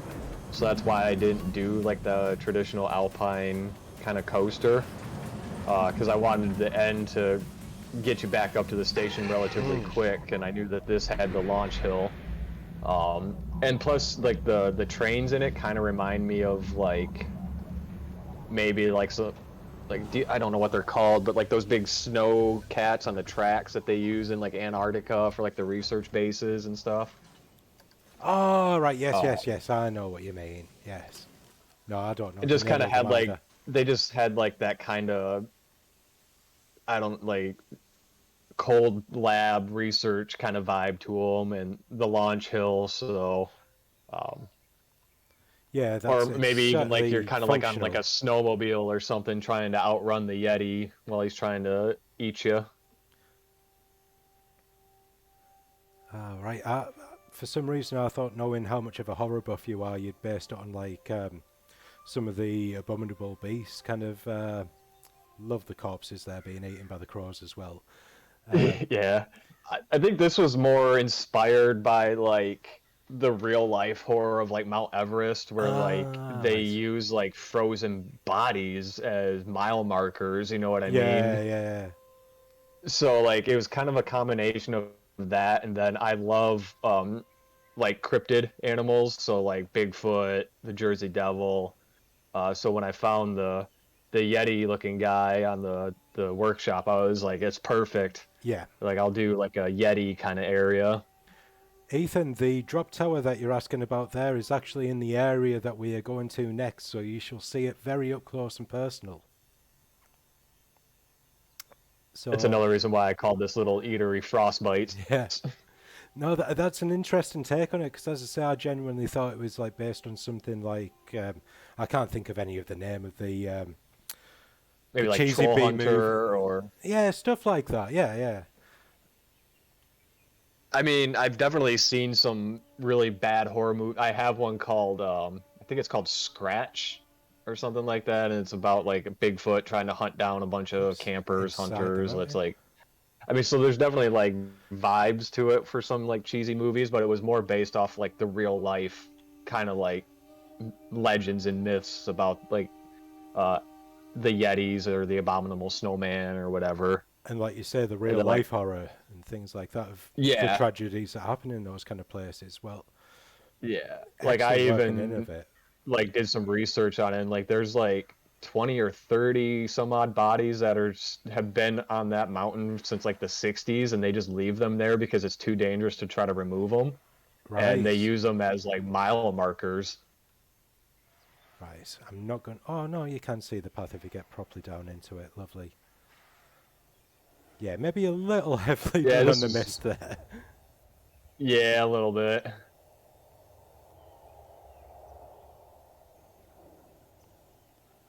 So here in the middle of the woods, something has gone very awry. Obviously, we've had a couple of teasers here and there, but this is where the aliens have landed at their crash site. Looks like a tall neck from the horizon. It does, doesn't it, with the big like disc-shaped head. And yeah, damn right, this park is huge, Death. Right. Do I dare show myself up? Let's go I was into gonna ask if you're actually gonna play it or are you just gonna kind of give it a ride. No, I'm gonna fucking play it, mate. Why not? Hell yeah. This does get a bit draggy towards the end where it's just like it feels like it's gone on too long, so I apologize for that, but That's not a problem at all. I should have sped it up a little bit. The thing is, if you do that, it's then even harder to hit the triggers and things.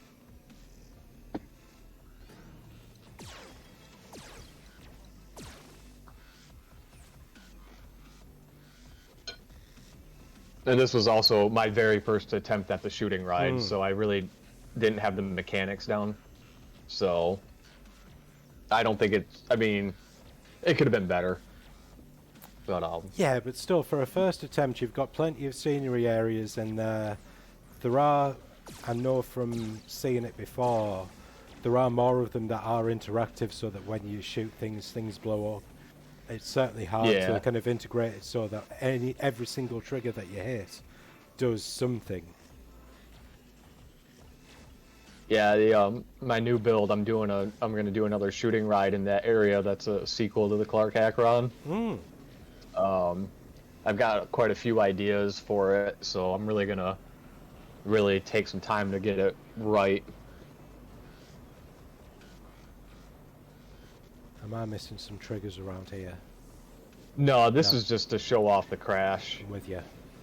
Oh, here's the triggers. You. Ah, I missed one. I think if I got that red Another- one, there would have been an explosion or something there. Or is that Yeah, later? I was having issues with these towards the end because this was one of the last things I added. So by then I was dealing with the frame rate issue Yeah. and stuff was getting buried into the ground and I couldn't recover it, and I hate to say it, but like the last like 80% or after the last 20%, Yeah. sorry. Can't think Oh, no, I of the love park, this. I just kind of started settling with the issues that it was having and just like I just want to be done. But very good use there of the triggers being up on the underside of the spaceships actually floating there. It's not something that you'd see like anywhere else really, because obviously a lot of the time these rides are kind of indoors, so to have that kind of scope is fantastic. Well, thank you. I believe we have a friend here now. Yes. Yep. Good old I was gonna Kraken. say though, it's supposed to trigger him. I was like, well, you always see the Kraken in pirate areas and in the water. I was like, why don't we make it like some alien monster that the fleet brought with them? Completely. Try to destroy the planet.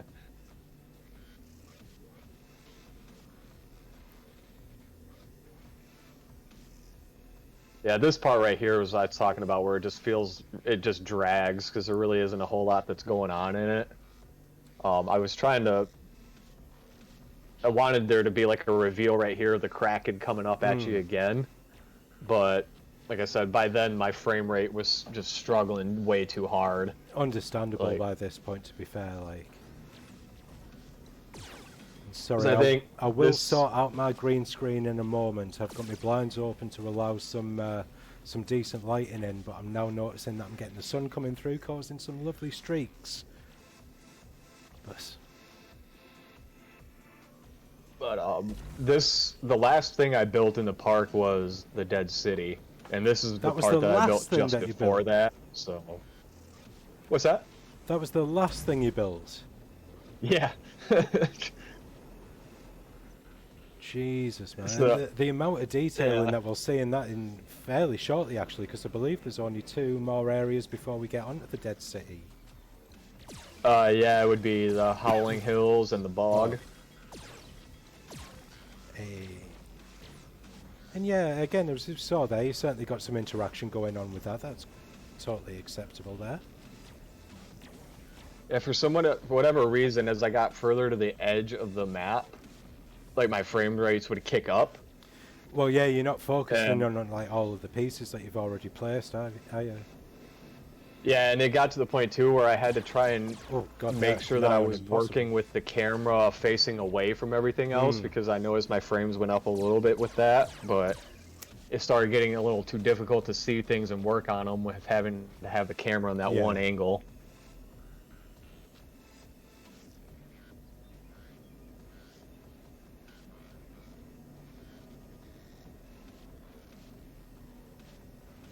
Yeah, this part took way too long. That spin was supposed to be a lot faster because I wanted it to whip you around facing this way, but it ended up just facing out into nothingness. It is what it is. Not everything can be perfect with it. Like I said, it's just me nitpicking. You know, I just... The artist is never satisfied with their own work. Completely. I know my shooting's off, Winder. Sorry, mate. Everyone's shooting is always off in this.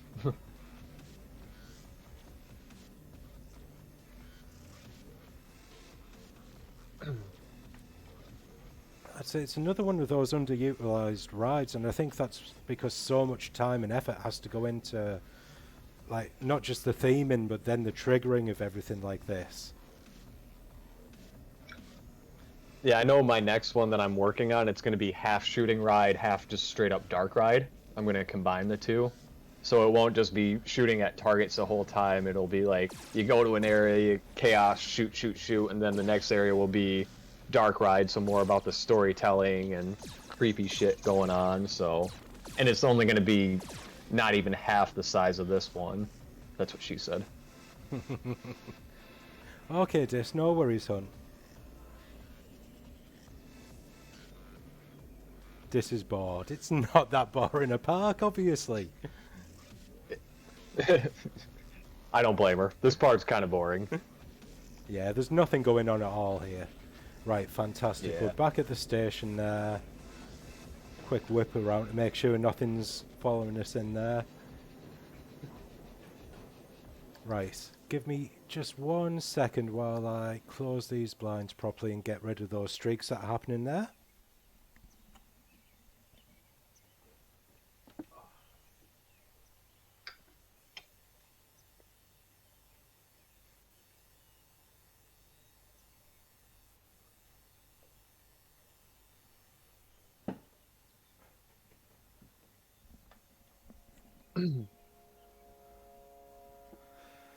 There we go, that's much, much better.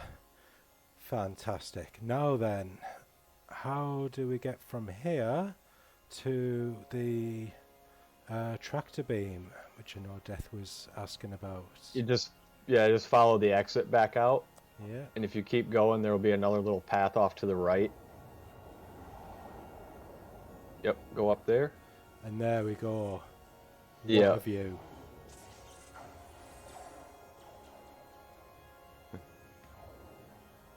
And again, lovely work on the sign.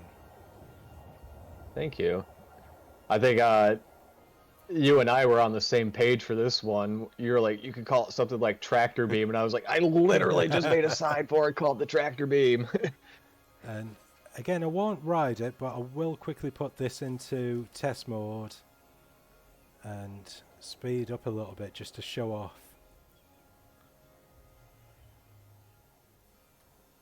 There we go.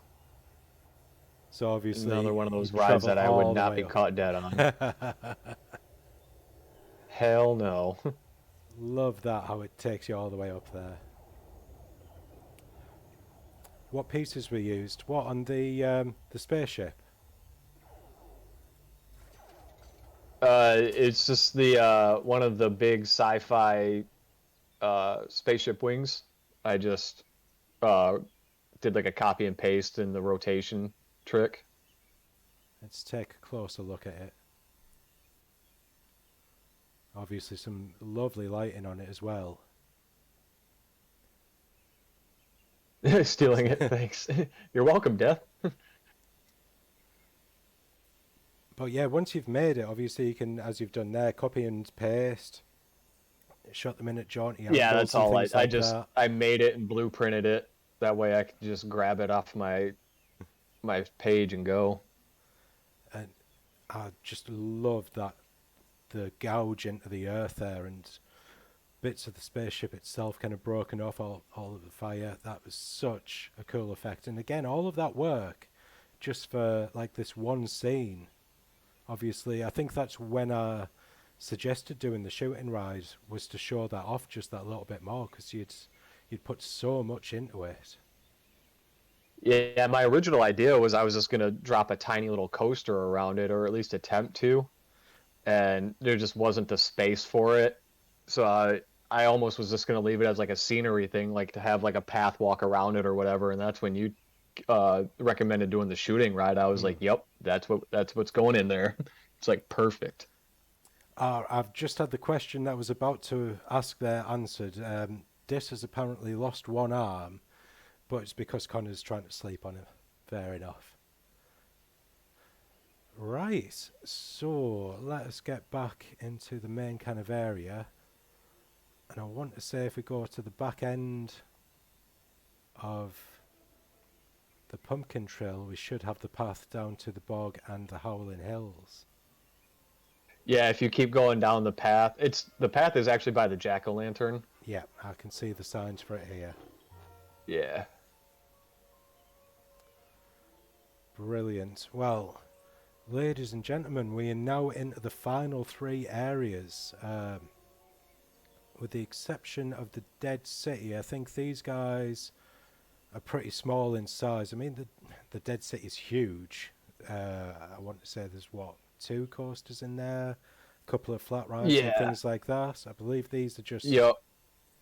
Well, there's definitely there's a dark ride, a log flume, coaster. There's still plenty to see. I mean, Yeah. how is this for a flat ride skin and view from it? Absolutely love that, with the silhouette of the werewolf by the moon. Nice waterfall on that. Oh yes, and Winder, it would be good to have some of the flickering lights and things like that on that crash one. I think it's just a case of being able to either hook that up to a sequencer, or even just put them so that they're not on like permanently, but then it's getting them randomized if you're going to do that. I It's a had considered tricky doing thing. something like that, but like I keep going back to, by the time I was working on that, I was just, my computer was done. It was Yeah. like, no more, please. Uh, so it, the last 2 areas, it was a lot of I can live with it sort of mentality. Which is fair enough. I mean, I think we'll see a little bit of that on the. Yeah, I agree, Winder. That moon scene is absolutely breathtaking. I love it. But Oh, yeah, thank you. I'll just quickly go back to the point I was going to make there. We'll certainly see on the the Dark Ride, the Huntsman in this area, how the theming around there, not taking anything away from you, is definitely kind of done to a decent enough degree, but certainly not as intensive as what some of your earlier areas are. Yeah, and I was feeling the burnout. I was ready for it to be done. And I mean, the general theming in this is like woods and werewolves. So I mean, there was only so much I could do, and I just didn't want to keep cramming in more and more Yeah, plants and rocks and just delivering even more of a hit to the frames. So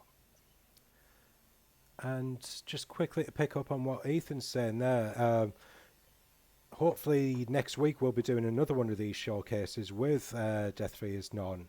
I did intend on awesome. showing off his Atlantis Park, purely because I thought not a lot of people had been able to get to see that, because I know it was created and released, if not before, you'd certainly before I was aware of the Good Nights, but possibly even before you were.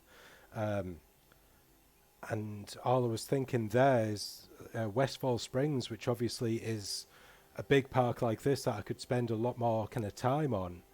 I don't think a lot of people will have seen Atlantis. If you want to go a different way, if you want me to show off a different one of your parks, I'm more than happy to do so. I just thought it would be nice for people to see something that maybe they weren't as familiar with. But we'll obviously talk about that over the next week.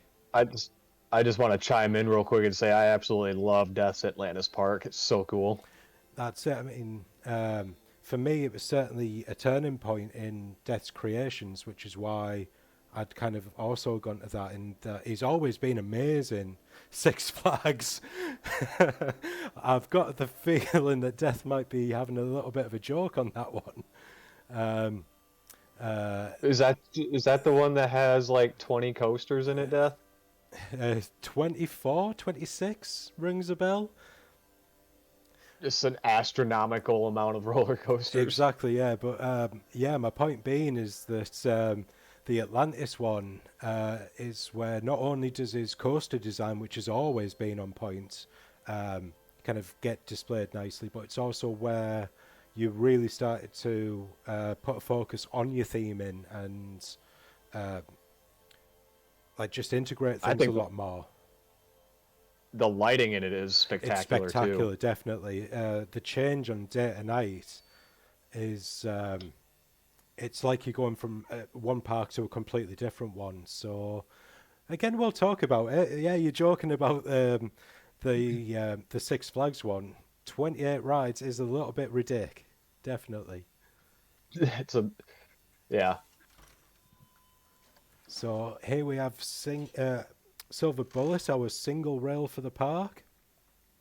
I believe this is one getting of the back to something you said earlier. Sure. This was the one that I deliberately placed for the moon. Right, I'm with you. For the whole werewolf vibe. So the entire time of day was based around this lift hill, basically. Yes and no. I mean, it was kind of a happy accident. Because originally I had the layout completely different for this coaster, but then I was like, oh wait, that moon. I was like, all right, I'm going to reposition it so that you can have that big full moon just glaring over you while you're on the werewolf ride. Yeah. Yeah, it's stunning, isn't it, guys? This was definitely more inspired by the theoretical RMC T-Rex rather than the Raptors that are out right now. Yeah, yeah. Because it's way bigger than what it would be in real life. Yeah, which there's no harm in that. And as I say, there's actually not a lot of real-world single rails out there currently. Obviously, RMC build them, but they've not done too many. And I'll just quickly point out those werewolves. How insane are those? Did you get those off the workshop, or did you build those? No, I found those on the workshop. That was one of the, actually, if not the first blueprint I downloaded when I got the game. I just got on the workshop and was looking at things that people had done, and as soon as I saw those, I was like, all right, I'm definitely doing a werewolf. Totally. And then I went into TMTK and found the actual werewolves that were, I think, FSF Ranger maybe did those. Quite possibly. I will just mention I've noticed this for the first time. I obviously noticed these werewolves coming in. Oh yeah, This motherfucker holding, is that an arm? Is it it's a dismembered leg. Fantastic. Yeah. Absolutely brilliant. Just one last little kind of jump scare at the end. That's pretty much it for this area. It just kind of goes in that little circle with the woods in the middle. Aye, but Not a whole lot to explore. There is a rather good dark ride around here, though, isn't there? I'm looking for, is it? Yeah, right there. That's the one. Am I going up the exit there? I didn't even look. That's the exit, yeah. I thought by the natural path it might be. Any idea where I got the name for the ride? Oh, would that be a series of horror movies starting in, I believe, the late 70s, early 80s? By the same name. Exactly. Nothing wrong with that, man. Nothing wrong with that. I'm so sad because I used to have a Howling T-shirt, and Nice. I went to a horror convention and Dee Wallace was there, and I had her autograph it for me, and I had it in a frame, and Oh, it's been lost to time, unfortunately. no. Oh, But yeah, that would be such a cool piece of memorabilia. yeah. I still have my photos of me with Kane Hodder though, getting choked out by him, like legitimately choked, and I met Doug Bradley. No For way. those who don't know, he's Pinhead in Hellraiser. Tony Todd, the original Candyman. Mm-hmm. Danielle Harris. Sid Haig, may he rest in hell. Yeah.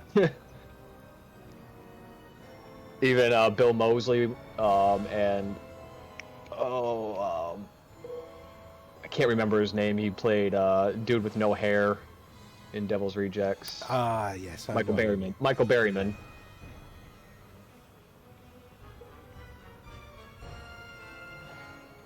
So obviously, I don't have any audio other than you, really. Is the audio working on this finally? yeah, it's a little bit quiet, to be honest. But again, the single rails and stuff like that are a little bit noisy. So I'm hearing it. It's picking up on my end. So hopefully, on the stream, it's not too bad. Dis can hear the park audio. Okay, cool. Awesome. I know there was an issue with this one, with the frame rate and stuff. The triggers were getting off again. Yeah, and the other thing as well, I believe this is one of the Ghostbusters themes, if I remember rightly. As far as I used the Ghostbuster song. So hopefully I don't get flagged by using what is technically a copyright inducing piece of music, but sod it should be fine. It's in game, so hopefully. But again, good storytelling on this. Obviously, going from area to area, gradually ramping up the suspense, little snippets of the werewolves coming in before finally we start to get attacked. Again, that use of the movement, the rotation on the car. I just wish I lost some of the immersion right there, but I mean, like I said, I could live with it. Mm-hmm. I spent a lot of time on this ride with the triggers, and I was just getting burned out again. They're not the easiest things to do, even at like the start of a project. So when we're having to deal with, as we've already mentioned several times, the frame rates that you're going to run into in such a dense park, it just makes it even worse. And then how long was it they actually spent building? Like from start to finish? Man. You talking about the whole park or just this area? It was right around 14 months. Fucking hell. I mean, I spend time on my projects, but nowhere near even a year, let alone over. But completely understandable with the size and scope of things that you've put in. I'm really hoping to cut my build time in half.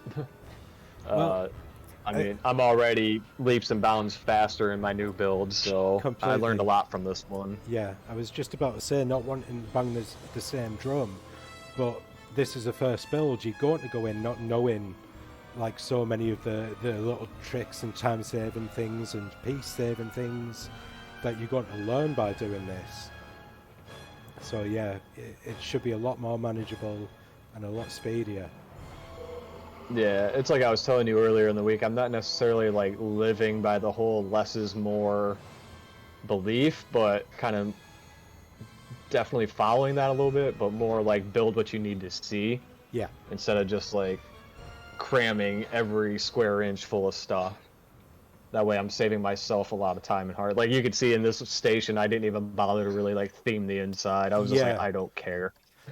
yeah. That was the point that I was making earlier about it being enough to be done, kind of thing. So, Yeah. You could tell which but areas I built last plus the thing compared is to which ones I as started well, with. it is like a log cabin in the middle of a wood. It is not going to be like themed as heavily as something like the Underrealm and stuff like that, where you're having to create these big monstrosities of buildings and stuff. So at least it kind of petered out on the area that it did, where you can kind of blag it and Yeah. get away with it. Some wolves on the way out there, smack a bush, why not? Right, Yeah. Then if you hang a right here's the and then bog. another right, Yeah. yep. So after we've done this, it is just the final area to do, which I will have to take a few minutes just to replace all of the stuff that I've deleted in order to get the frame rate that I'm actually getting, and take a bit of time to delete some of the areas that we've already been to kind of maximize the enjoyment that we're going to get out of that one final spectacular fucking area. I will say right now I've held off on it because it is my favourite part of the park. Oh yeah. So before we get on to a brilliant, brilliant log flume that's pretty much a dark ride, we'll just quickly show off again one of these lovely ride skins that's been done. Obviously, for those who aren't familiar with this, the ride itself will lift up and spin around. That's going to give you plenty of near misses with the water tower and the roof and everything like that. Obviously, you'll be spinning a little bit too fast to really get the view of the place, but massively kind of engrossed in the area, even on a ride like that. It's, believe me, mate, the theming on this, no matter how experienced you are, is beyond good. You know, it's absolutely Thank you so spectacular. much. Yeah. So yes, the man eater. Yeah, so this is kind of like the area idea was like an old logging camp, Hmm. um, and they ended up getting infested with man-eating crocodiles. So kind of uh, Lake Placid sort of Yeah. inspired, or what was the other one? Primeval. I don't Oh, know nice. if you're Yeah. familiar with that one. I know that It, I've seen it, but not in a number of years. it was kind of just like a Lake Placid sort of rip off. Hey, well, again, we've used plenty of cinema and game in order to, yeah, Windows picked up on the recurring thing, the experiment gone wrong. No, we'd never expect it, but Not necessarily. This was more like a natural thing gone wrong. I exactly, mean, he wasn't experimenting on the alligators and crocodiles. They just kind of came in and took over of their own accord. yep, their territory got invaded in on, and well, hey, look, I Exactly, can they've eat got to that person. defend I'm gonna eat them. themselves completely. Brilliant.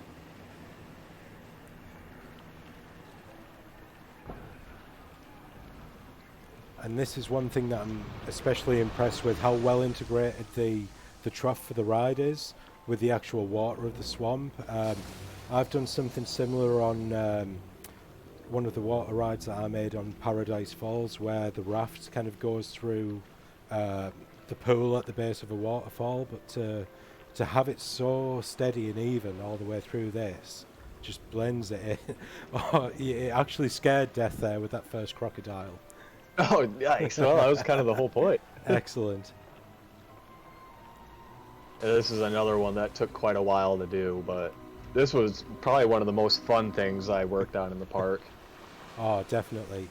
I do kind of want to swing about to show off some of the triggers that you've got in place on this, but I know if I look one way, I'll miss something on the other side.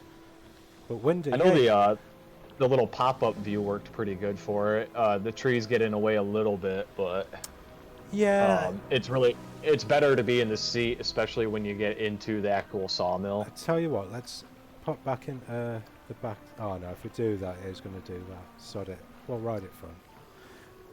But yeah, Wendy, you're right. It is a bit of an experiment putting a sawmill in a crocodile-infested bog. But how were they to know it was so crocodile-infested before they deforested it?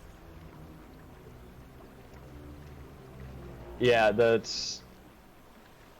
I'm looking at the chat here. I wanted to make sure both sides of the ride had plenty of triggers and stuff. That way, it wasn't all in front or all to one side. And yeah, chase view death would be a good shout normally, but obviously you will get like some clipping going through because it kind of follows the ride, so things will happen ahead of you, and I don't want to miss anything basically. So I think we'll settle for what we've got.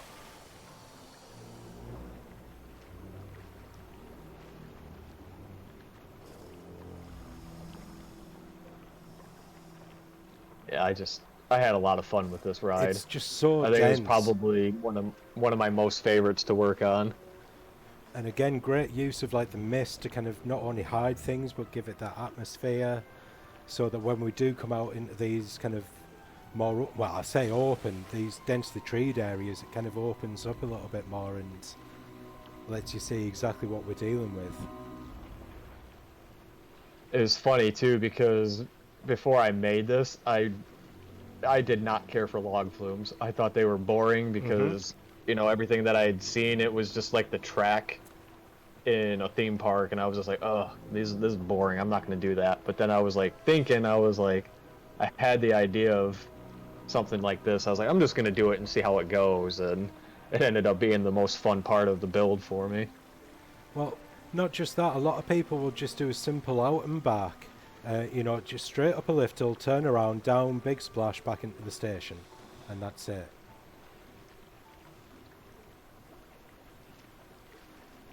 And then you got the trigger on the little event just the other side of this turn, and I spent probably a good week working on it just to make sure it was like... I will actually turn like to my the left to favorite part. catch this, because I absolutely love this. Just keep a focus on this building here.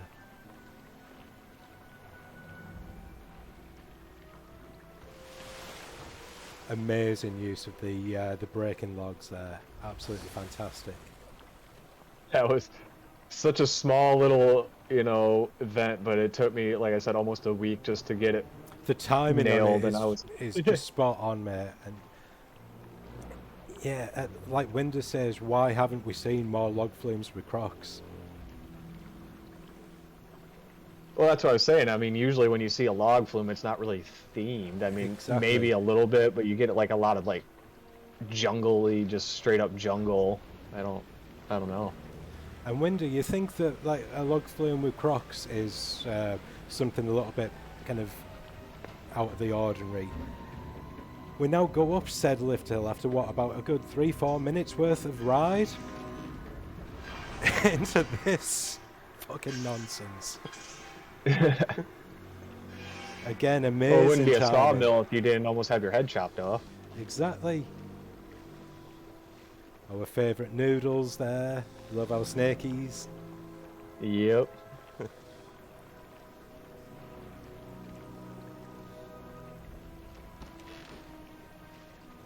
Yeah, I wanted a bunch of variety on the ride. Shit's going wrong, lads. Ethan has to change his pants.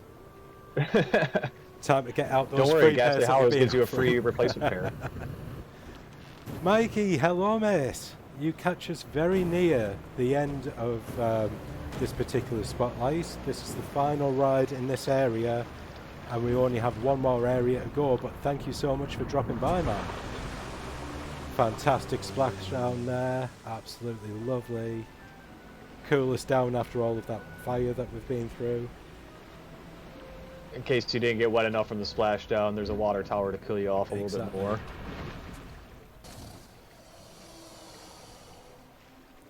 Bastard IRL life stuff, man. Fucking no good. And again, just then, like of the course, simple you just usage there. Annihilated at the end. Bring your snorkel.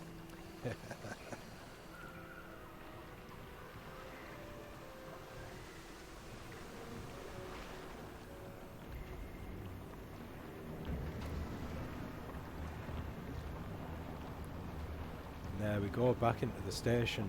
What a ride. Seriously, I know we've been friends for a long time, and it sounds like I'm just blowing smoke up your arse, but that is seriously one of the best dark rides, let alone log flumes, that I've seen in this game ever.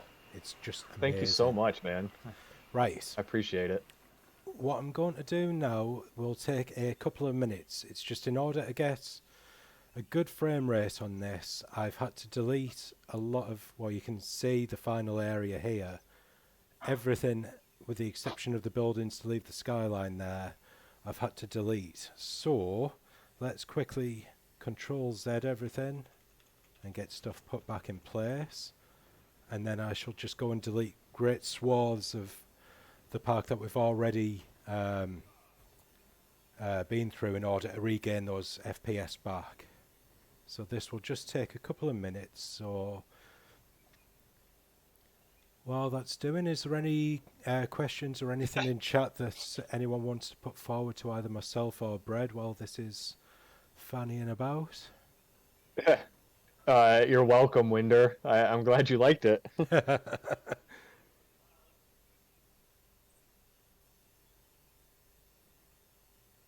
Oh, this is gonna take a while.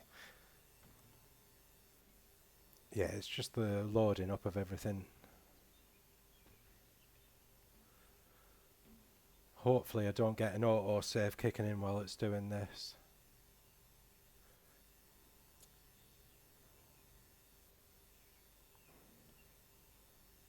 Sorry, I'm hearing things being placed, but I'm not seeing anything going in.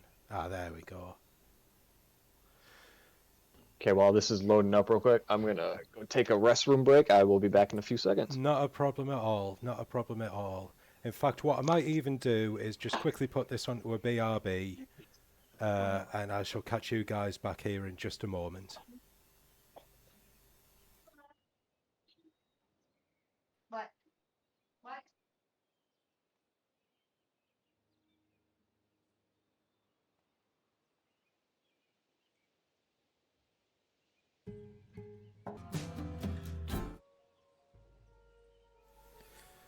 And there we go. We have a completed area and a respectable frame rate there. Are you still there, Brad?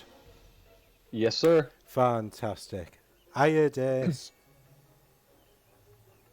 So, last area of the day is the Dead City. I won't turn around because I don't want to show Brad his entire park completely demolished after all of the work that he's put in there. That's all right. Let her die. So before we quickly go into the the main area there, why are you in test mode already? Ah yes, because I wanted to make sure that the triggers were still working. I know there is one hidden little Easter egg area here. Oh yeah. Where if we go down into yet another secret lab, nothing like putting a shout out to yourself in your own park, is there? So here is our wondrous creator, the almighty mutant Bread. Yes, the Overlord. Fantastic. One of the stuff. first things I built in Planko. You could tell. It's so bad. Dude, the work on that is fantastic. It's cute as anything and yet horrific at the same time. It's perfect for you. and it's also like 3,000 pieces. Well, yeah, but you know, shit happens. No, it was literally like the first thing I ever blueprinted in the game.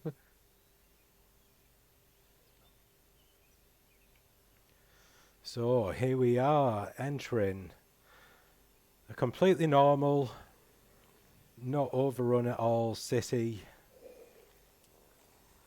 We're starting to guess little tasters as to what's going on in this place. It's pretty self-explanatory. Exactly. I don't think that we need to kind of go into what inspired this or where the thought process was. It's a fucking city that's been overrun by zombies. What the fuck more do you want? You know, absolutely perfect stuff for a horror park. Yeah. And I've never, I mean, I've seen a couple creations like that kind of do this, but they're not to the scale. So I was like, I want to do a full-fledged zombie city. Maybe like a And ride, like a dark ride that has zombies, or a coaster that has a few zombies, or something like that. But as you say, certainly nothing to the scale that we are. I mean, once I've gone about, I'll actually zoom out and show how big this is, because I think it covers almost like a it's back. end to end. Yeah, it's from one end to the It's other. from one corner to the other. You absolute madman. Yeah. So here we have the first coaster, which again, amazing variety on the not only the amount but the type of coaster that's being put in here. Not a lot of people will use the bike ride, the Gixxer there. I don't know. Maybe it's because naturally it doesn't invert. It's just like a launch coaster that you sit on and just go hell for leather. Which, you know, there's for me nothing wrong with that.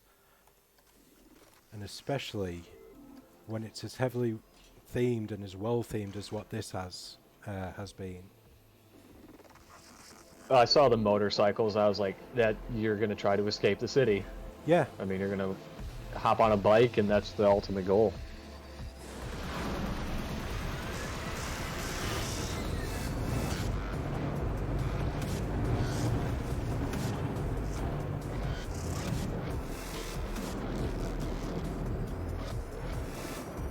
Shout out to my boys. ah yes, good beer room brawl, lads. Say, Bread, feel free to put a link to the Beer Room Brawl Twitch channel in the chat if you like.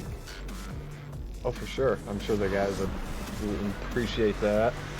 I love this idea of using the flatbed truck as like a ramp that you boost towards and jump off and use to like navigate around the areas of the city like this. So cool. Just how dense it all is. Dude, it took so long to put all those zombies in here. I fucking bet. But not just all the zombies, the traffic alone. Yeah, most of the time was spent just filling up the highway. I mean, the buildings didn't really take that long, the rides didn't take that long. It was just filling up that big-ass highway full of everything. Completely. But that's it. It's always those finer details that take the most amount of time. We come off over there and exit out. I mean, I kind of want to go exploring, but I know how easy it is to get turned around in here. But again, just to If you show the if you scope just of follow this. this straight path, it'll hang to the right, and then it'll hang to the right again. It's just two main long straight Yeah, it's just paths, two really. straight lines, really, isn't it? Yeah. But when I have explored Yeah, around here before, I do kind of want to go down the side alleys and then end up taking like two rights and end up just circling around myself. That's Yeah. This park is definitely easy to get turned around in, and that's one thing I'm going to focus on from the future out is just making it a lot more direct. I mean, Yeah. I still want exploration, but not so confusing of exploration. excellent. So yes, I know Outbreak is going to be the final coaster of the day. We'll use that as a final big bang to go out on because it is quite a tall coaster. I do like how you eventually kind of reworked this queue and got it going up as though it's like a fire escape. Again, I won't walk Yeah. every inch of it to get up to, again, one of the lesser used rides. Yeah, I So just I literally kind of thought it flying would above. feel like maybe like a little private plane trying to escape the Mm, city or something. Then just brilliant. a tiny little flat ride, but you hang precariously thousands of feet in Yeah, the that's air it from it. again, like the one on Frigid Peak where you're going off the Dis, if you could sort that for us there, please, hon. Yeah, like the ride on Frigid Peak where it swings you out over the side of the mountain. Thank you. Just adds to that element of it, because obviously it's a tall enough ride as it is, but to then suspend it off the top of a skyscraper, which you've said yourself you would not go and do. Nope, I wouldn't ride it. Yeah, but I just get because you wouldn't sketched out ride by it. the flat rides. I don't like flat rides enough, like on the ground. I don't. There's something about them that kind of like sketch me out a little bit. I'll ride the tallest, fastest, as gnarliest coasters all day long, but I don't mess with the little flat rides. I know a lot of people that are like that. You know, they'll ride anything as far as coasters, but will not do a flat. And I know sometimes, like say something pretty intense like Smiler, I'll maybe feel a little bit wobbly after being on. But I certainly get shook up a lot more on the flat rides, but I still fucking do them because I'm an idiot. Part of my problem is most flat rides just end up spinning you in every direction possible, and Yeah, I yeah, can't do that. It makes me ill. Like I can go on a coaster with 7, 8 inversions and be fine, but if you're just spinning me into the same circle for 3 minutes straight, I'm gonna have a bad time. yeah. But again, just going past there, things like the car park, the details that you've put in, like the cars that have crashed through the barriers and stuff like that. I I feel mean, like I could have dressed up the paths a little bit more, but I was I literally was just going to say, getting like like, 5 frames. yeah.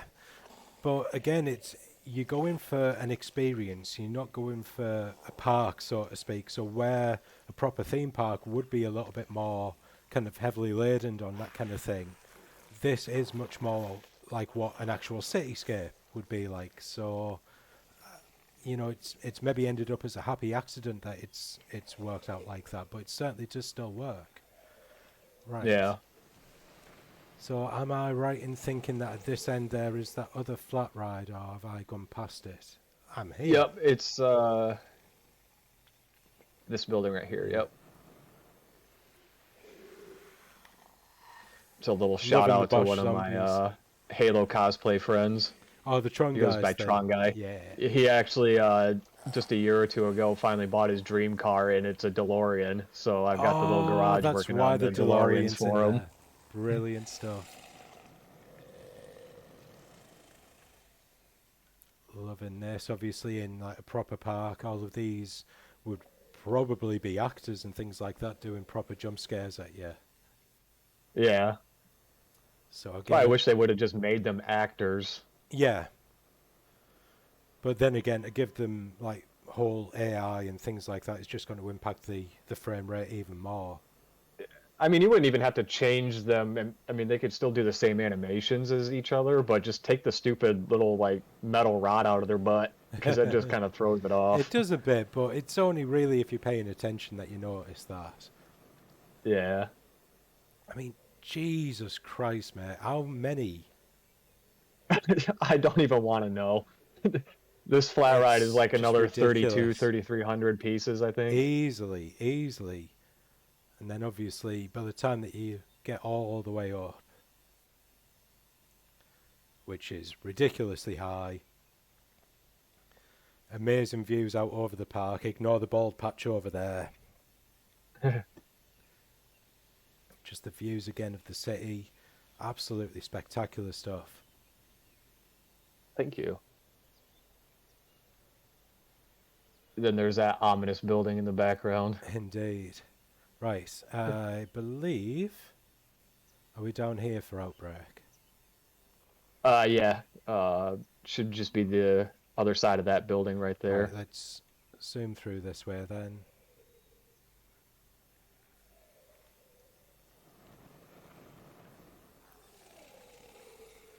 I know, right, Death? As I say, this for me is my favourite part of the park. I spent so much time just going through and putting the little floating newspaper effect everywhere, Yeah, and that really adds to it, man. I, again, have got turned around, haven't I? uh, the queue's on the other side, but Oh, right, so I was the on the right exit's side. coming up.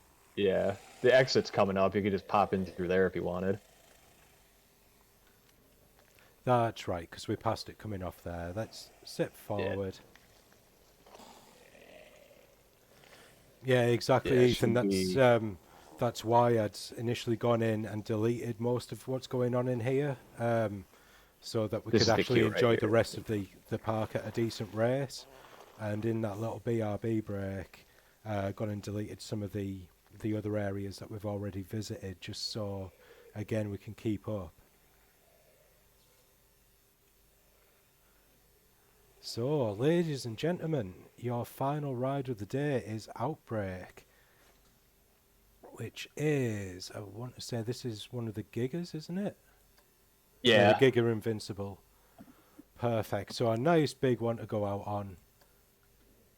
and I kept the color scheme intentionally that it came with Right? as a nod to one of my favorite coasters in real life. So, Which is... Millennium Force at Cedar Mm, Point, Big Blue Giga, nice. and I think the default for this ride is Millennium Force's color scheme. So I was like, yeah, I'm keeping that. I Just a wouldn't little be shout out to surprised, my yeah. favorite. Well, it's the same as the Infinity coaster is automatically comes in smiler colours. Yeah,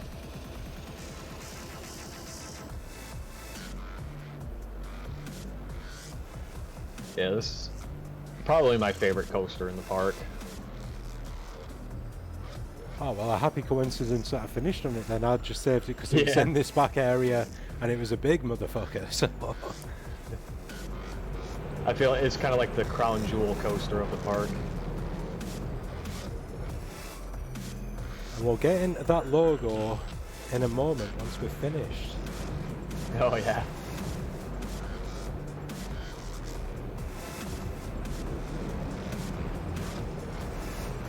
it's big sweeping turns and lots of airtime. It's my favorite Nice. kind of coaster. I like how you go out of the city on it as well. Great near miss there with the helicopters, the dude flying out of the window, Yeah, crashing through the chaos. buildings. Amazing stuff. And again, the density of the zombies that you've got down there, man. Yeah, I don't know what I was thinking. No, it would have driven me fucking mental.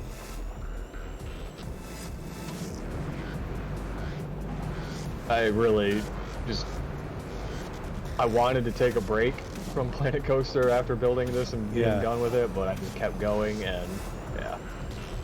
I thought I was gonna just one and done it, but No, well, I'm definitely glad that you didn't.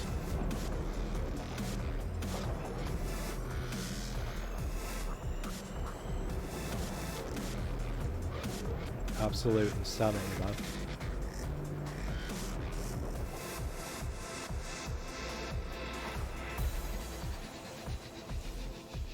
Perfect. yeah. That one was fun to do. That's it. And you know when Ethan says incredible to a coaster, he means it. He knows what he's on about, and that's not a small compliment. Thank you, sir. I appreciate that. So, yes, just before we wrap up, let's just quickly get a shout out to what you hopefully will be doing fairly shortly with these little guys. Oh yes. So, obviously, our lovely Dis has been putting various shout outs to your Twitch channel throughout the chat. Please, anyone who hasn't followed, by all means, go along. If I could quickly get another one of those links in the chat there, please, Dis. I don't know, are you going to be doing this on your main channel? Thank you, hon. Or are you going to set up Haven't a really separate... worked. We haven't really worked out the logistics on it yet. I think we'll probably just end up doing it off of my main. Mhm. It might just be easier that way. I've got enough cameras to where we could do that, and OBS makes it so much easier Definitely. um, with all the different screen captures you can do. So I have to look into getting some more equipment like USB splitters and all that, so I can run all that. Um, But yeah, yeah, and then it's just going to be a matter of like figuring out what games to play and everything. So so yeah, the general gist of it, as you say, you've already started streaming yourself with just Planet Coaster. However, your fiance is a gamer as well, and she is. wanting to get into the whole stream malarkey. So there will soon be a Bunny and Bread gaming either channel or separate series of streams on Bread's channel, where him and his partner will be going through various games. I don't know if you've got anything Uh, in mind as yet that you're going to she's a start off on. really big Borderlands fan. Hmm. So we might do some Borderlands, and she's like, she really get like the Diablos and Oh, sick. games like to that style, which is kind of I'm actually kind of want to try to do because that's not really my gaming style, but I think it would be fun to get into, especially if we're doing it together and Yeah, going totally. on raids and all that kind of fun stuff. So we might look into some like of those kind of more like I don't even know what you would call like is that like a MMORPG or whatever? Not so much So MMO. There's certainly online play with it, but I believe the parties are fairly limited. So there's only like maybe half a dozen of you or so instead of like literally hundreds, possibly thousands. sure. Um, so yeah, I've played Diablo well back in the day, like the original and the sequel, and Yeah. fantastic series of games. And yeah, like you say, good to kind of branch out and do stuff like that. I believe a while I know she's ago. really big into like Dragon Age and stuff too, like Oh, some of nice, those nice, more like nice. Yeah, fantasy based games. So I think we might look into doing some stuff like that because I think that would be a lot of fun. definitely. I know when we first started building the Clark Acheron, obviously a big part of that, the inspiration behind it was a game called Dead Space, which Yes, sir. I don't believe, if I remember rightly, that she has played.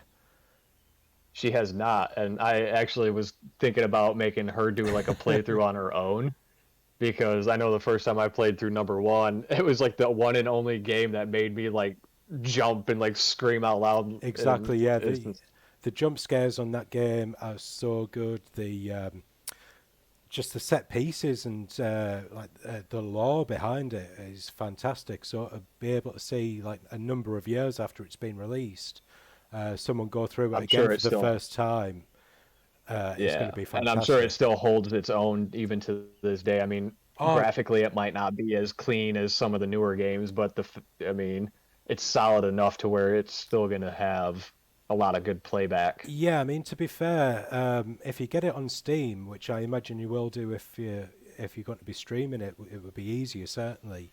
Um, the graphics aren't bad because again, I picked that up again just to play through before we started building. I didn't get all the way through it. It was just enough to kind of go back in and get the vibe out of the game. But Right. it certainly holds up graphically. It's obviously it's not like in the league of things like the modern Uncharted and stuff like that. But it's not a bad looking game by any stretch. It's not as if like you're going back to like an old PS1 game or something like that where it's aged horribly. So Right. yeah, that could be a very good starting point or something to look forward to maybe around Halloween time. Ooh, I like it.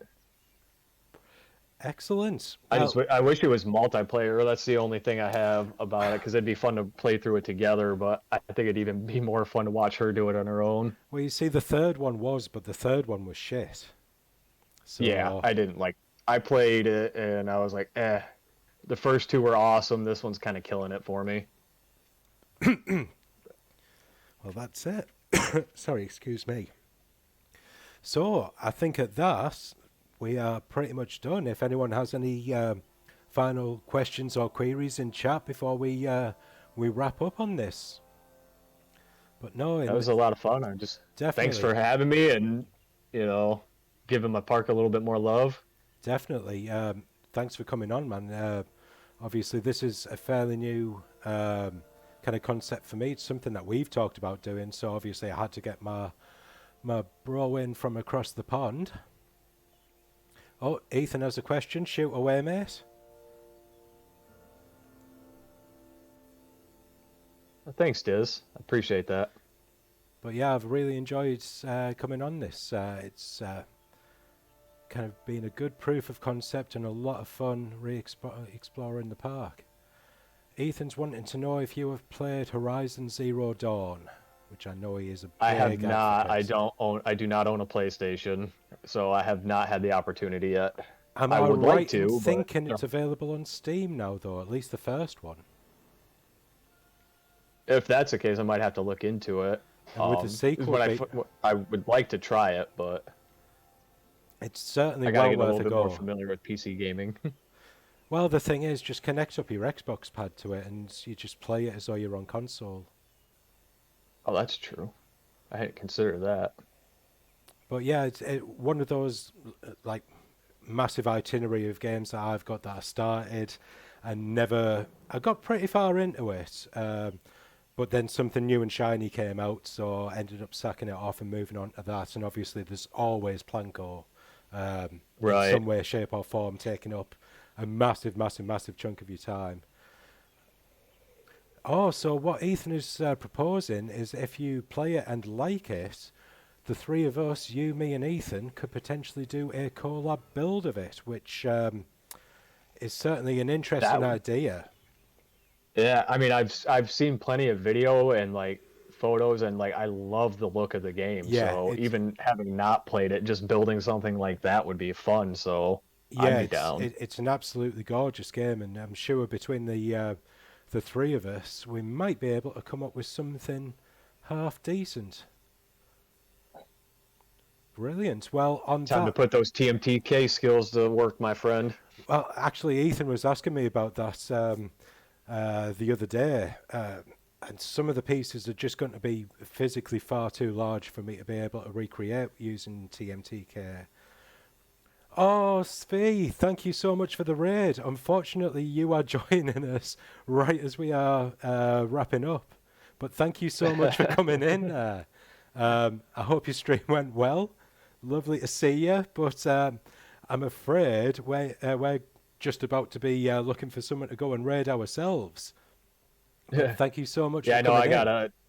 I gotta start getting ready to scurry here. We got some stuff to go do. Yeah, So completely. But yes, we shall certainly have a bit of a conversation between the three of us and see what we can work out for a bit of a collab there. But let's have a look. Let's see who is on the old Twitch machine and see what we can get going. Oh my god, and there we go, Toxic. Thank you so much for that follow. fantastic. Where are we? All right, well, that is gonna do it for me, my friend. Yes, well, thank you so much. Thank you so much for coming in and joining us. It's been fantastic. Oh, our Thanks good for friend having H's me. is live, so we shall go and raid H's. Brilliant. Well, you take care, mate. Say hi to the family for me, and I shall no doubt catch you over the next few days, bud. Sounds good, my man. Thanks again. I appreciate it. Okay, cheers, dude. Later. So yeah, guys, thanks so much for joining us. It's been an absolute beast of a tour. That sorry for those guys that are just joining in now and have missed out. The VOD will be up for anyone who will be interested. But basically, we have been going about this insanely large park created by my good friend Bread. If you're interested at all in seeing what the park is like and hearing what myself and Bread had to say about it, as I say, the VOD will be up, so feel free to go and enjoy that. But at that, I think we shall go and not trip the camera out too much. Now, it has been a long time since I've streamed, let alone raided. Please tell me the command again. Is it /raid or !raid? Or just nothing, just raid. /.